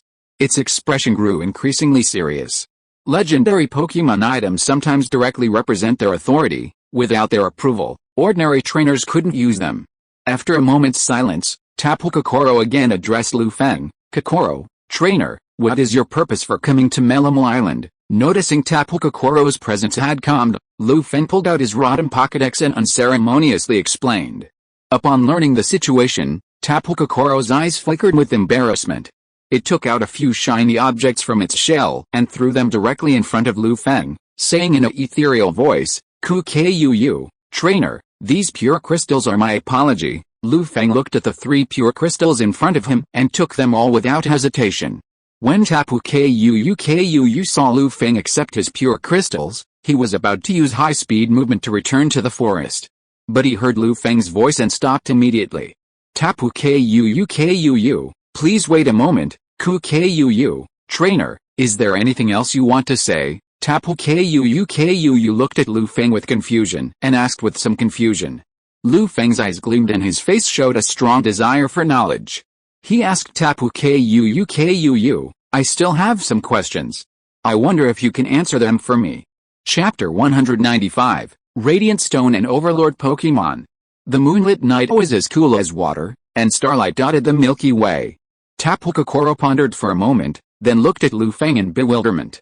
Kokoro, trainer, what do you want to ask? Seeing Tapu Kokoro agree to his request, Lu Feng quickly asked, I've heard that the Ulala region's unique Z moves, as well as the dominant auras of those Overlord Pokémon, all emerged from a great war countless years ago. I wonder if this is true. Tapu Kokoro's expression was filled with complexities, and memories of that time filled his eyes. He fell silent. Lu Feng watched Tapu Kokoro sink into silence, waiting quietly, without urging him. He asked Tapu Kokoro this question primarily because he wanted to study the Overlord auras of the Ulala region and train his own Banjira into Overlord Pokémon. Although Banjira currently possesses the Desolate Territory and Cliff Sword, it's still a bit too monotonous. If it could become a dominant Pokémon, perhaps its power would be greatly enhanced. After a moment, Tapu Kokoro raised his head, staring directly at Lu Feng, and nodded. Kokoro, the Ulala region's Z moves and the birth of dominant Pokémon are both linked to a great war thousands of years ago. Kokoro, these powers all come from an extremely powerful Pokémon? Tapu Kokoro spoke silently, a look of fear in his eyes. Lu Feng noticed the uneasy look on Tapu Kokoro's face, and a sudden understanding dawned on him. According to the relevant worldview, the powerful Pokémon Tapu Kokoro was referring to must be Necrozma, known as the Great God of Light. Legend has it that during the battle, Necrozma's crystal shattered, sending it crashing to the Ulala region. Through the influence of its lingering ultimate power, the entire Ulala region underwent tremendous changes. Some wild Pokémon accidentally encountered Necrozma's power, and under this influence, their bodies began to grow in size, emitting an inexplicable aura. Lu Feng touched his nose and fell into silent contemplation. Tapu Kokoro glimpsed Lu Feng's contemplation and, assuming he was shocked, remained silent. After a moment's deliberation, Lu Feng suddenly looked up and asked Tapu Kokoro a crucial question. Tapu Kokoro, do you know how to transform an ordinary Pokémon into a dominant Pokémon? Tapu Kokoro was stunned, his expression becoming somewhat subtle. Only then did he begin to grasp Lu Feng's true intentions. Tapu Kokoro pondered for a moment, his eyes casually glancing at the pile of legendary items. Finally, he nodded and spoke. Chew, if you want to transform a normal Pokémon into a dominant Pokémon, you need to be influenced by the power of the original Pokémon, the power of the Radiant Ultra Necrozma. Lu Feng heard Tapu Kokoro's response and said in a low voice. Tapu Kokoro gave Lu Feng a deep look, a curious look in his eyes. He noticed that Lu Feng seemed well prepared and knew a lot about the past.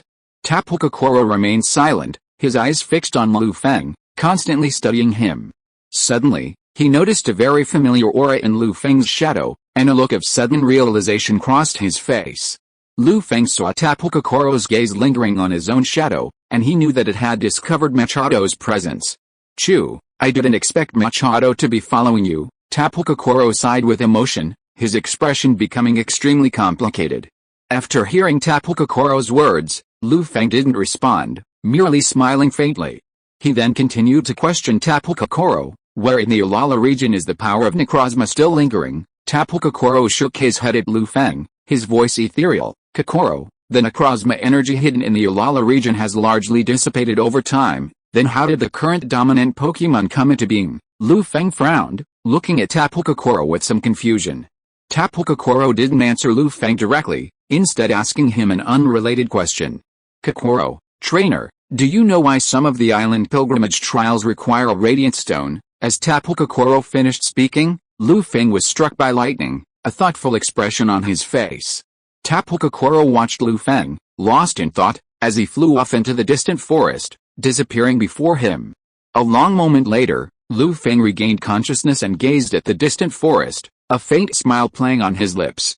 Through his conversation with Tapu Kokoro, Lu Feng had already figured out how to transform Banjira into a dominant Pokémon.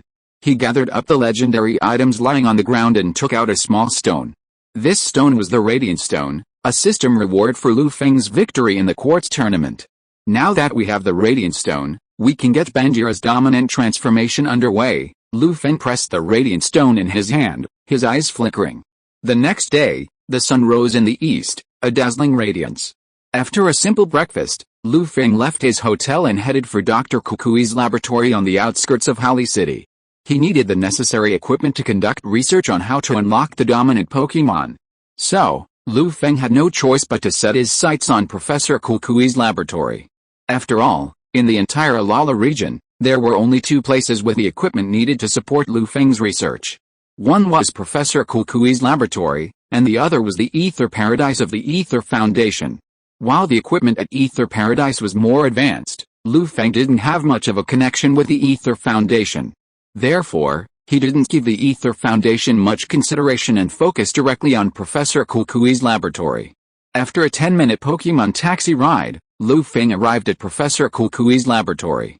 After ringing the doorbell, Lu Feng waited silently. A few minutes later, Professor Kukui opened the laboratory's doors and appeared before Lu Feng. "Alala, Professor Kukui." Lu Feng looked at the somewhat surprised Professor Kukui and quickly greeted him. Professor Kukui glanced at Lu Feng with surprise, then asked, bewildered, "Alala Lu Feng, what brings you here today?" Lu Feng, upon hearing Professor Kukui's words, said somewhat apologetically, "Professor Kukui, I've come hoping for your assistance." Professor Kukui paused for a moment, then revealed an expression of attentive listening. Lu Feng then told Professor Kukui about encountering Tapu Kokoro near the beach the previous night and learning about the dominant Pokémon from it. He then requested the use of the laboratory's equipment for further research. Professor Kukui pondered for a moment before agreeing. Led by Professor Kukui, Lu Feng arrived at the laboratory, where he found a fully equipped laboratory. Looking at the lab before him, Lu Feng pulled a radiant stone from his backpack and used the appropriate equipment to scan and observe its energy. From the feedback from the machine, Lu Feng could clearly see that the radiant stone indeed possessed some strange energy. Under the influence of the special instrument, it emitted an unknown radiance. "Is this the power of necrozma? It's truly dazzling." Lu Feng observed the radiance from the radiant stone, his face filled with shock, and he spoke in a daze. After Lu Feng regained his composure, he manipulated the instrument before him, hoping to draw out the energy within the radiant stone. However, to his disappointment, the energy within the radiant stone remained motionless, completely motionless. Seeing this, Lu Feng sighed in frustration and silently pondered a new approach. Reflecting on the fact that few human trainers had known the secret of the radiant stone for so long, Lu Feng gradually came to terms with his failure. After pondering for a long time, a flash of inspiration struck Lu Feng, and an idea suddenly occurred to him. Since he didn't know how to operate it, why not seek out those who had successfully accomplished it? Undoubtedly, The dominant Pokémon of the Alola region may have become dominant due to some inherited traits. However, the majority of dominant Pokémon were undoubtedly transformed through accidental contact with a Radiant Stone. With this thought, Feng suddenly formed a plan. Perhaps I could try challenging the dominant Pokémon of Alola and learn the corresponding techniques from them. Feng stroked his chin, his entire body brightening. With this plan in mind, Feng said goodbye to Professor Kukui. He unleashed his Charizard and continued to advance towards the lush caves on Melomel Island. If you are listening to this novel on a channel other than Fanfic World, it means it was downloaded and re-uploaded without effort. We warmly invite you to visit our channel, Fanfic World. There you will find the original version of this story and many other novels of various genres. We look forward to seeing you dive into a world of incredible novels. Chapter 196 Entering the Lush Cave.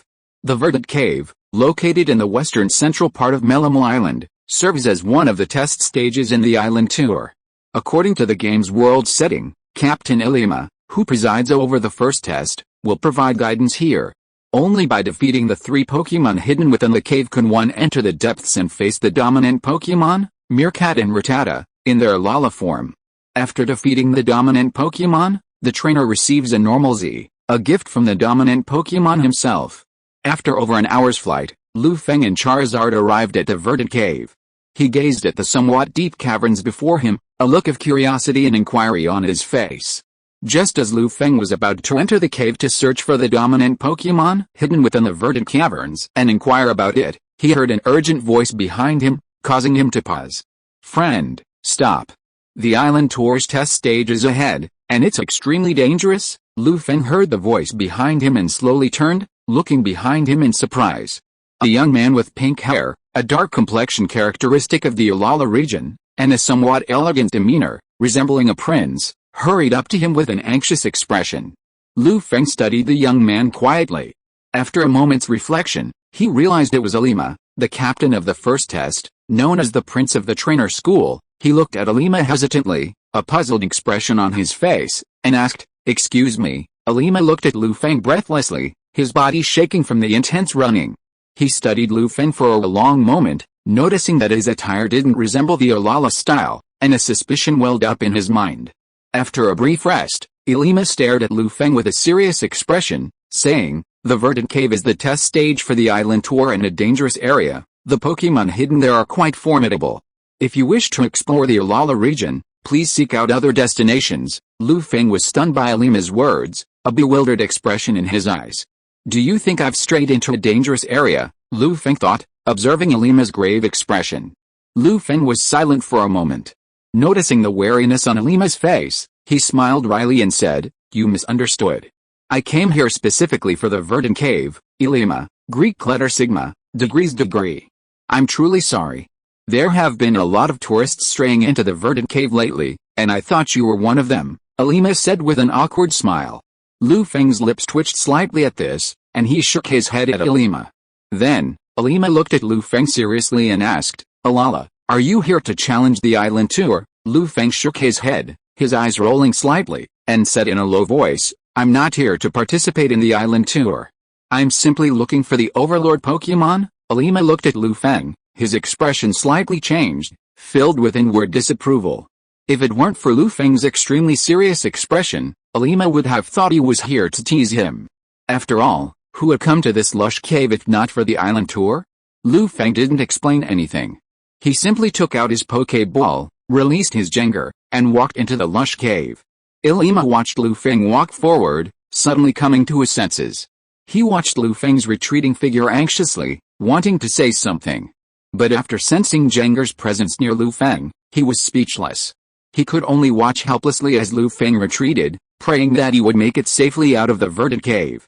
As Feng and Jengar continued deeper into the cave, the entire Verdant Cave slowly unfolded before his eyes. Unlike other caves, the ceiling of the Verdant Cave was not completely sealed. The warm, gentle light of the Alola region filtered through the ceiling, filtering directly into the cavern, creating a particularly beautiful scene within the gloom.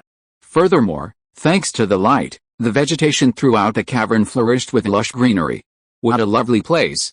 Feng paused before the lush vegetation, enjoying the cool breeze, and sighed with delight. "Hoo hoo," Jengar grinned, his eyes narrowed. joining Lu Feng in the enjoyment. Suddenly, a movement nearby drew their attention. Several long, narrow Pokémon, resembling the mongooses of the Blue Star continent, appeared before Lu Feng and Jengar. Mongooses from the roving Pokémon? Lu Feng muttered softly, gazing at the wild Pokémon before him. These mongooses, hidden in the lush caverns, had spotted Lu Feng and Jengar and, mistaking them for the trainers challenging the island pilgrimage, immediately attacked. The mongooses bared their sharp fangs, leaping from the ground and swooping down towards Lu Feng and Jengar. Angry fangs.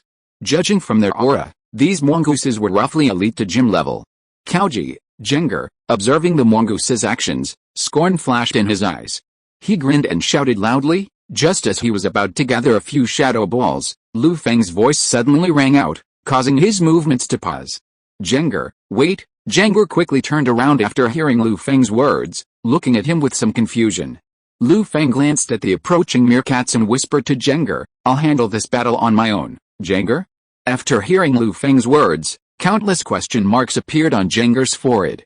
He looked at Lu Feng in disbelief, trying to confirm whether he was joking. Lu Feng nodded to Jengar, and with a pale blue wave of power condensed in his right hand, he hurled it directly at the approaching meerkats. Wave Missile. As Lu Feng and Jengar watched, the wave missile, carrying immense energy, slammed heavily into the meerkats' bodies. The powerful impact sent them plummeting to the ground like a kite with its string cut. Many of the meerkats crumbled to the ground, their faces etched with pain, as if they had taken considerable damage from a skill attack, their aura weakening. Some weaker meerkat were even rendered incapacitated by the double damage dealt by this melee skill. Jengar watched this scene with a smack of his lips, his face awash with disbelief as he scrutinized Lu Feng. If it weren't for the familiar presence, Jengar would have thought Lu Feng was ditto. Lu Feng seemed to sense the meaning in Jengar's gaze and couldn't help but sneer at him. As the rainbow hero, it's only natural that I'm skilled in using wave missiles. Jengar, nearby, those meerkat who hadn't lost their fighting ability twitched their eyes and trembled violently after hearing Lu Feng's explanation. After a brief struggle, several gym-level meerkat tried to seize the opportunity while Lu Feng and Jengar were conversing to attack them again, catching them off guard. Lu Feng observed the movements of the meerkat outcasts from the corner of his eye and shook his head slightly. Light blue wave power appeared in his right hand again, and several more missiles hurled their way. With a heavy thud, the remaining meerkat outcasts instantly lost their fighting ability and fell unconscious on the ground. Lu Feng gazed at the scene before him, nodded with satisfaction, and with Jengar, who looked dazed and hesitant, continued his advance towards the location of the dominant Pokémon deeper in the cave. As they continued to advance, Lu Feng and Jengar encountered numerous attacks from wild Pokémon. Not only from meerkat outcasts, but also from the Ulala region's Rattata, hidden within the cave. But with Lu Feng and Jengar's combined strength, no wild Pokémon could withstand their attack. Glancing at the fallen meerkat outcasts and Rattata, Lu Feng's face was filled with astonishment. He hadn't expected such a Rattata and meerkat outcasts to live so peacefully in the lush caves. According to the animation, the mongoose little tribe seems to be able to prey on the Rattata tribe. So the Rattata in the cave are all mongoose little's food. Lu Feng glanced at the Rattata on the ground with a malicious look, muttering softly. Then, Lu Feng and Jengar continued to walk deeper into the cave. After an unknown amount of time, Lu Feng and Jengar arrived at the depths of the lush cave. Chapter 197, Battle against the Overlord Pokémon. Deep within a lush cave in the Ulala region, the appearance of Lu Feng and Jengar instantly alerted the Overlord Pokémon stationed there. Through the light streaming down from the cave ceiling, Lu Feng could clearly see the Overlord Pokémon guard in the area, a mongoose overlord. Its appearance was remarkably similar to a meerkat, but unlike meerkat, it stood on two legs. This mongoose overlord was immensely large, over 3 times the size of a typical mongoose overlord. Sensing an unfamiliar presence within the cave, the sleeping mongoose overlord suddenly opened its eyes, gazing sharply at Lu Feng's position and roaring loudly at him. As its roar echoed, a powerful gust of air swept through the cave, rustling Lu Feng's clothes. Lu Feng gazed at the mongoose overlord, crouching on a pedestal not far away, his expression growing grave. Using the power of wave guidance, Lu Feng easily detected its aura and gauged the overlord mongoose inspector's strength. About a celestial king level, perhaps, Lu Feng muttered to himself, his eyes fixed on the overlord mongoose inspector. As Lu Feng pondered, the mongoose inspector slowly stood up and, with heavy steps, walked towards Lu Feng and Jengar. As it walked, the ground shook slightly, emitting a rumbling sound that spread throughout the deep cavern. Soon, the Overlord Mongoose Inspector arrived not far from Lu Feng, its gaze fixed on him, gazing him over. Seeing Lu Feng and Jengar suddenly appear before its eyes, the Overlord Mongoose Inspector, mistaking them for another trainer challenging the island tour, attacked them without a second thought. The Overlord Mongoose Inspector first used its scent detection technique, then, with astonishing momentum, launched a fierce charge towards Jengar's position. A slam. Lu Feng looked at the nearby Overlord Mongoose Inspector, frowning slightly. He then addressed Jengar. "Jengar, hide in the shadows." "Hoo-hoo," Jengar grinned, disappearing into the shadows. Bang! Seeing Jengar's sudden disappearance, the Overlord Mongoose Inspector tried to stop, but due to its massive size, it struggled to adjust and crashed directly into the cave's rock wall. The violent impact caused the entire rock wall to shake, sending countless sand and rocks careening downward, gradually burying the Overlord Mongoose Inspector at the bottom. A moment later, the Overlord Mongoose Inspector freed himself from the rock pile, his eyes gleaming with a cold glint as he scanned the caverns intently, trying to locate Jengar. However, the dim light within the cavern made it a perfect environment for Jengar to fight.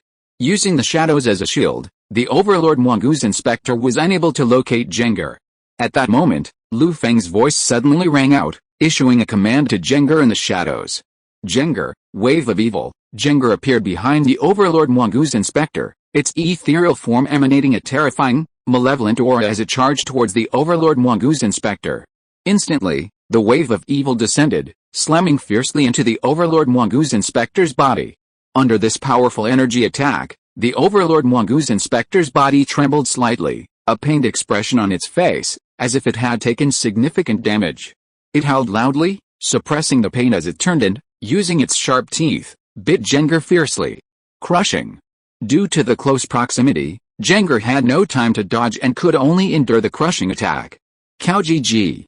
Jengar couldn't help but let out a scream after being attacked by the Overlord Mongoose Inspector. His body became somewhat ethereal, and his breath gradually weakened.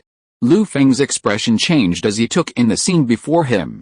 He pondered silently for a moment, then quickly addressed Jengar. "Jengar, transform into a super ancient form." Upon hearing Lu Feng's command, Jengar began to resonate with a dark purple orb hidden within its body, absorbing the energy it had shed.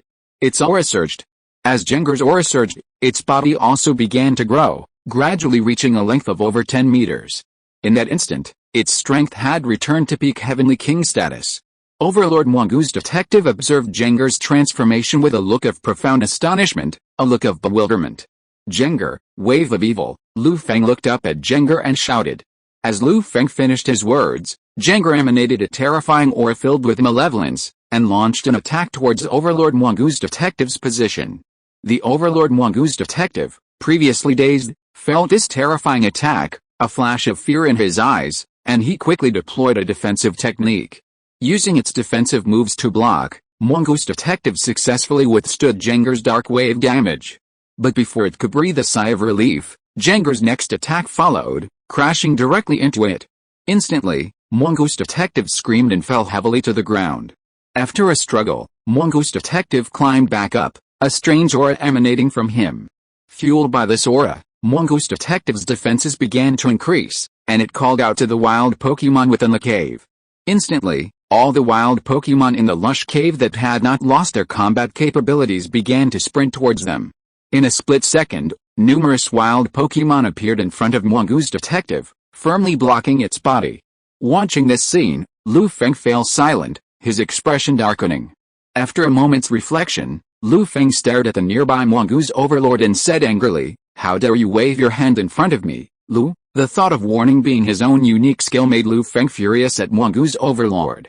"Jengar, Ghost Army. Then use Dark Wave," Lu Feng said coldly, his tone icy. Jengar nodded and began unleashing his own combination of moves. Using his stand move, he created 3 stands, then used a shadow clone, transforming into numerous ghostly figures. Led by Jengar, the 3 stands unleashed Dark Wave, launching a fierce attack against the wild Pokémon summoned by Mongoose Overlord. Seeing Jengar's attack, the wild Pokémon surrounding Mongoose Overlord retaliated, attacking Jengar. At that moment, Jenger's ghost army and the Overlord Mwangoose's guards engaged in battle. A terrifying rumble. The wave of evil unleashed by Jenger's army descended directly upon all the wild Pokémon, inflicting immense damage. Countless wild Pokémon cried out in agony, staggering to the ground, instantly incapacitated. Seeing this, Overlord Mwangoose attempted to continue calling out to the wild Pokémon in the cave. But how could Lu Feng give it that opportunity? Jenger, hypnotize. Lu Feng turned to Jenger and quickly addressed him. Upon receiving Lu Feng's command, Jenger and his ghost army began to apply a strong sleep-inducing suggestion to Overlord Mwangoose. Hypnotize. Under the hypnotic effect, Overlord Mwangoose fell into deep sleep. Lu Feng breathed a sigh of relief, glanced at the sleeping Mwangoose inspector, and continued to speak to Jenger, the most powerful Dream Eater. As his words fell, Jenger suddenly unleashed a powerful burst of psychic energy, landing directly on Mwangoose inspector, inflicting immense damage and restoring some of Jenger's lost strength. As one side gained strength, the other lost strength. Mwangoose inspector finally collapsed and lost the ability to fight. After seeing Mwangoose inspector defeated, Lu Feng allowed Jenger to reclaim his energy and return to normal. Then, Lu Feng approached Mwangoose inspector and used Viridian's power on him. As Viridian's power infused him, Mwangoose inspector's injuries began to heal rapidly. 10 minutes later, he awoke from his coma. A complex expression crossed his face as he looked at Lu Feng, Jenger, and the wild Pokémon scattered across the ground. He leaped over and landed on a pedestal within the cave, seemingly groping for something. When Inspector Mwangoose returned, a gleaming Z crystal appeared in his hand, which he held directly before Lu Feng. Lu Feng gazed at the ordinary Z crystal before him, sighed, and accepted it without a trace. He then raised his head and said to Inspector Mwangoose, "Inspector Mwangoose, I'm not here to join the island tour. I'm here to see you." Inspector Mwangoose's eyes widened at this, and he stared at Lu Feng in disbelief, a moment of near penetration. "Cat detective, trainer, can you say that again?" Lu Feng shook his head slightly, gave him an innocent look, and explained his purpose to Inspector Mwangoose. Hearing Lu Feng's response, Inspector Mwangoose suddenly lost all hope in life. Finally, under the amicable negotiation between Lu Feng and Jenger, Inspector Mwangoose revealed everything he knew. After collecting the information he wanted, Lu Feng's face was full of excitement. He stayed in its cave and began to study the relevant matters of hegemony. Chapter 198 The Unexpected Appearance of Fantasy. March 18, Tuesday. The spring weather was glorious, the breeze gentle. In the Kanto region, between Nibi City and the northern slopes of Mount Tsukimi, a beautiful girl with a charming figure, accompanied by a beautiful flower, strolled through the mountains. Her name was Sumo, an outdoor streamer on the Daosha platform in the Great Xia Kingdom of Blue Star. With her sweet looks and impressive conversational skills, she thrived in the outdoor live streaming industry. But unexpectedly, with the advent of Pokémon, some once popular live streams vanished without warning. After all, audiences now prefer Pokémon-themed broadcasts to the usual monotony.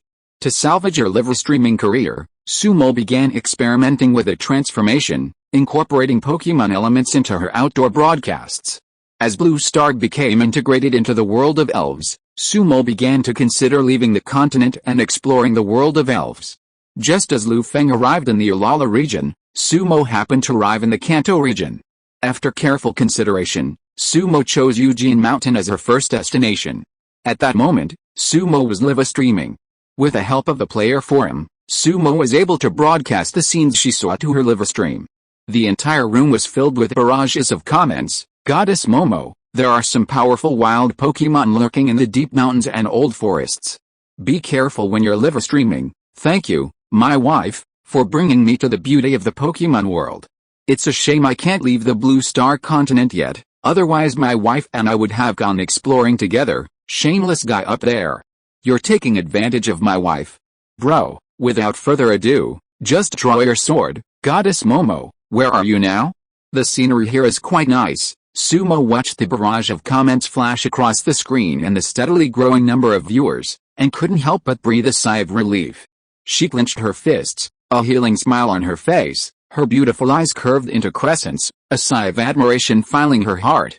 Initially, Sumo had been a little nervous, unsure if she could rely on such live streams to return to the top.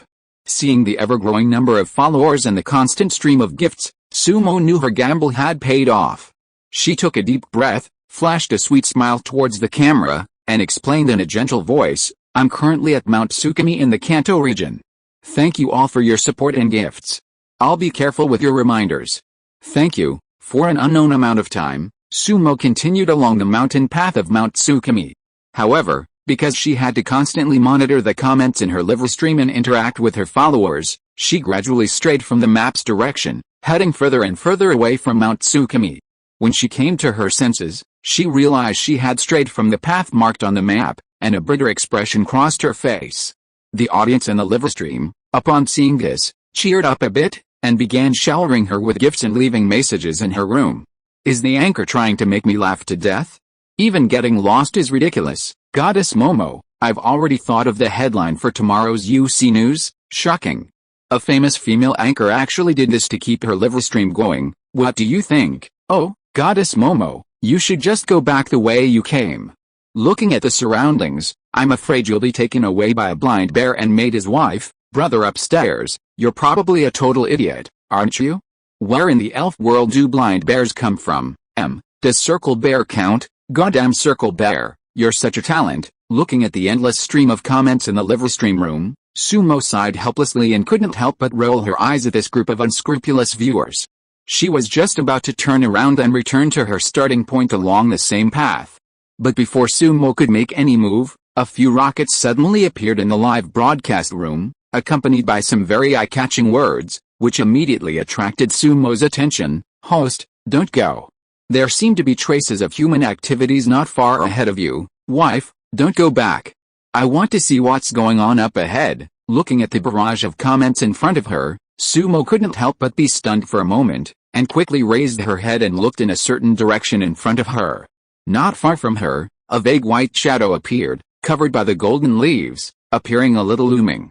Sumo looked at the white shadow in front of her from a distance, with a tangled expression on her face and her eyes full of worry.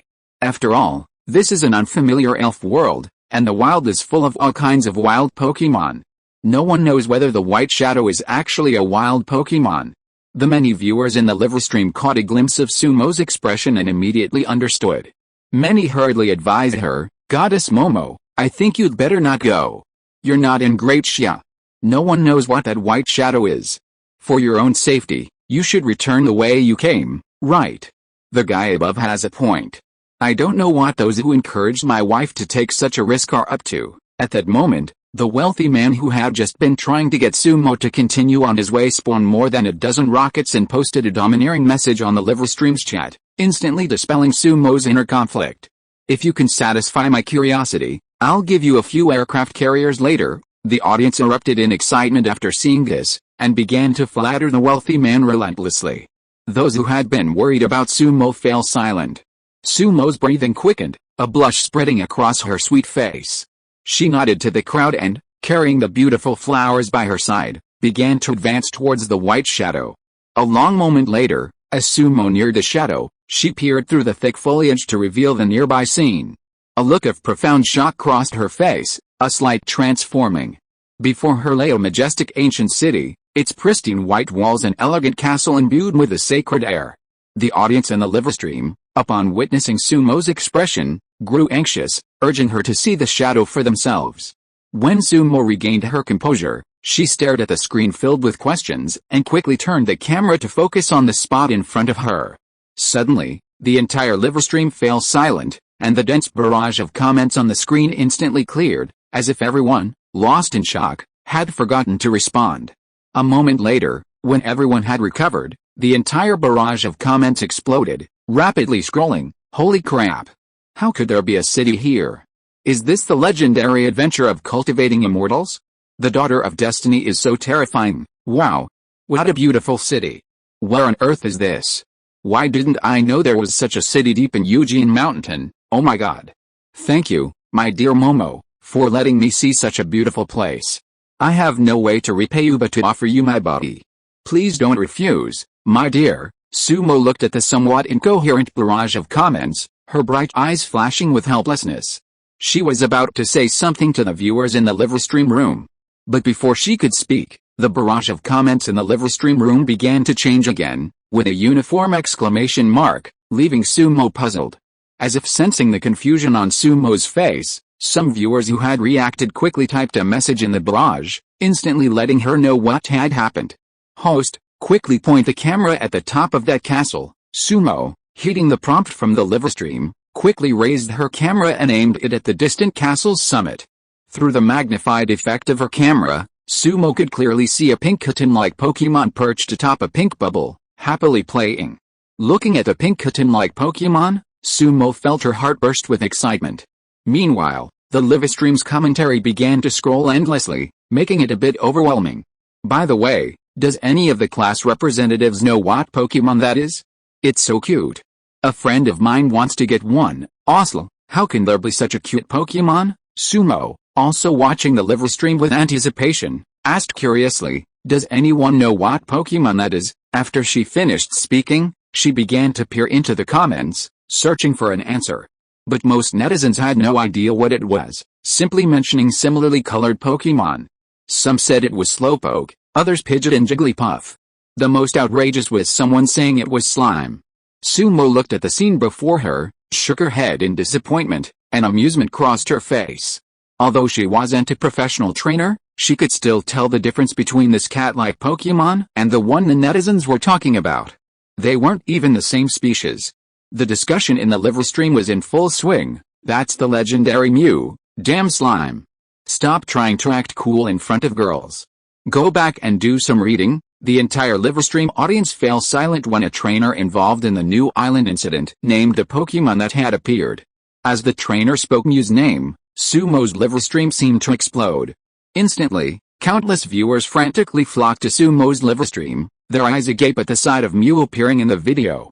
As time passed, the events in Sumo's livestream slowly unfolded.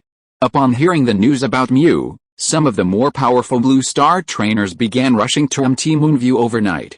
The weaker, more self-aware trainers, seeing they couldn't intervene, sold the news of Mew's appearance directly to the major powers in the Pokémon world, securing vast sums of resources and alliance coins. It's safe to say that once news of Mew surfaced, the entire Kanto region was in turmoil. Chapter 199, Stormy Kanto Region. In a base hidden in the mountains of the Kanto region, Itaki sat in his office, stroking the soft fur of his cat boss while pondering Team Rocket's development plans. Ever since Mewtwo escaped from Team Rocket, nothing had gone smoothly for Team Rocket. First, his public identity was exposed, forcing him to shift from the revered position of Viridian Gym Leader to the underground leader of Team Rocket. Consequently, the entire hidden base in Viridian City was surrounded by the Kanto Alliance. They had initially located the escaped Mewtwo, but Feng destroyed it, leading to their demise during the new island incident. Meanwhile, the Rocket base in Johto, along with some Team Rocket members, suffered further casualties due to miscalculations. They had originally thought they could recapture the escaped Mewtwo at Mount Tencheng. But to make matters worse, Itaki ran into the three Kanto Kings who had come to investigate. After this incident, Team Rocket's strength was severely damaged. If it weren't for Team Rocket's extensive presence in Kanto and Johto, their reach reaching far and wide, the entire region's underground might have been overthrown long ago. At this thought, Itaki's eyes darkened, and his right hand, gripping the teacup, clenched unconsciously. Just then, Minori hurried over to Itaki, looking at him breathlessly, as if he wanted to say something. Itaki stared at Minori, his brows furrowed slightly, a tired expression on his face. He spoke in a heavy voice, "What's going on, boss?" "According to the information sent in by the members below, we've discovered some traces of Mew," Minori replied, his head lowered. At Minori's words, Itaki froze, and he fell silent. After a long pause, Banmu's gaze grew fierce, and he asked Minori in a hoarse voice, "Has this information been confirmed?" Minori nodded at Banmu and said solemnly, "Boss, we've confirmed it's indeed Mew. This is a photo submitted by Iro, the leader of Team Rocket down there," Minori said, respectfully handing a photo to Banmu. Banmu took the photo from Minori and silently examined it, his expression changing. The photo was exactly the scene captured in Sumo's livestream. A small, adorable pink cat fluttered atop a white castle, resting on a pink bubble, amusing itself. Banmu's gaze fixed on Mew in the photo, an inexplicable glint in his eyes, and his entire demeanor became restless. After a brief moment of contemplation, Banmu suddenly raised his head, looking directly at Mantori, and asked, "Where did Mew appear?" Mantori seemed to anticipate Banmu's question and quickly relayed the information she had found. Boss, based on the landscape and buildings revealed in the image, we've tentatively pinpointed Mu's location as Origin City. Origin City? What is that place? Banmu asked, puzzled, the name sounding familiar, but he couldn't place it. Origin City is located north of Nibi City in Mount Tsukimi. It's the capital of a small, remnant kingdom. For some special reason, Origin City isn't under the jurisdiction of the Alliance. Mantori, recalling the information she had found, explained it to Banmu in detail. Banmu pondered for a moment, as if analyzing the pros and cons, and remained silent. Mantori stood aside, her hands hanging naturally, quietly awaiting Banmu's instructions. After some deliberation, and reflecting on Team Rocket's current predicament, Itiki gradually came to a decision. His gaze fell on Manaji, and he spoke in a low voice. Manaji, go gather the 4 generals and have them prepare to accompany me to Urudaran City. Manaji nodded, respectfully leaving Itiki's office and quickly walking towards the 4 generals. After Manaji left, Itiki's deep eyes fixed on the photo of Mew, and he murmured in a low voice, if we can capture Mew, Team Rocket will definitely be able to create another Mewtwo, a Mewtwo that completely obeys humans. At that moment, Itiki's ambitions, like seeds after a long drought, took root and sprouted anew. Elsewhere, just as Team Rocket received the news about Mew, the official Kanto Alliance also received it. Damaranchi was seen pinching his temple with a look of worry, his face a look of resignation, and he looked much older. It's like one thing after another, Damaranchi sighed softly, distributing the photos and information to Yolongdu and the others. Yolongdu initially dismissed the situation, but upon seeing the Pokémon in the photos, his pupils constricted and his breathing became erratic. Kona, Shiba, and the others, looking at the documents in their hands, also fell silent. President Damaranchi, what's going on? Why did the dreamy photos suddenly appear? Yolongdu pondered for a moment, looking at Damaranchi with some confusion.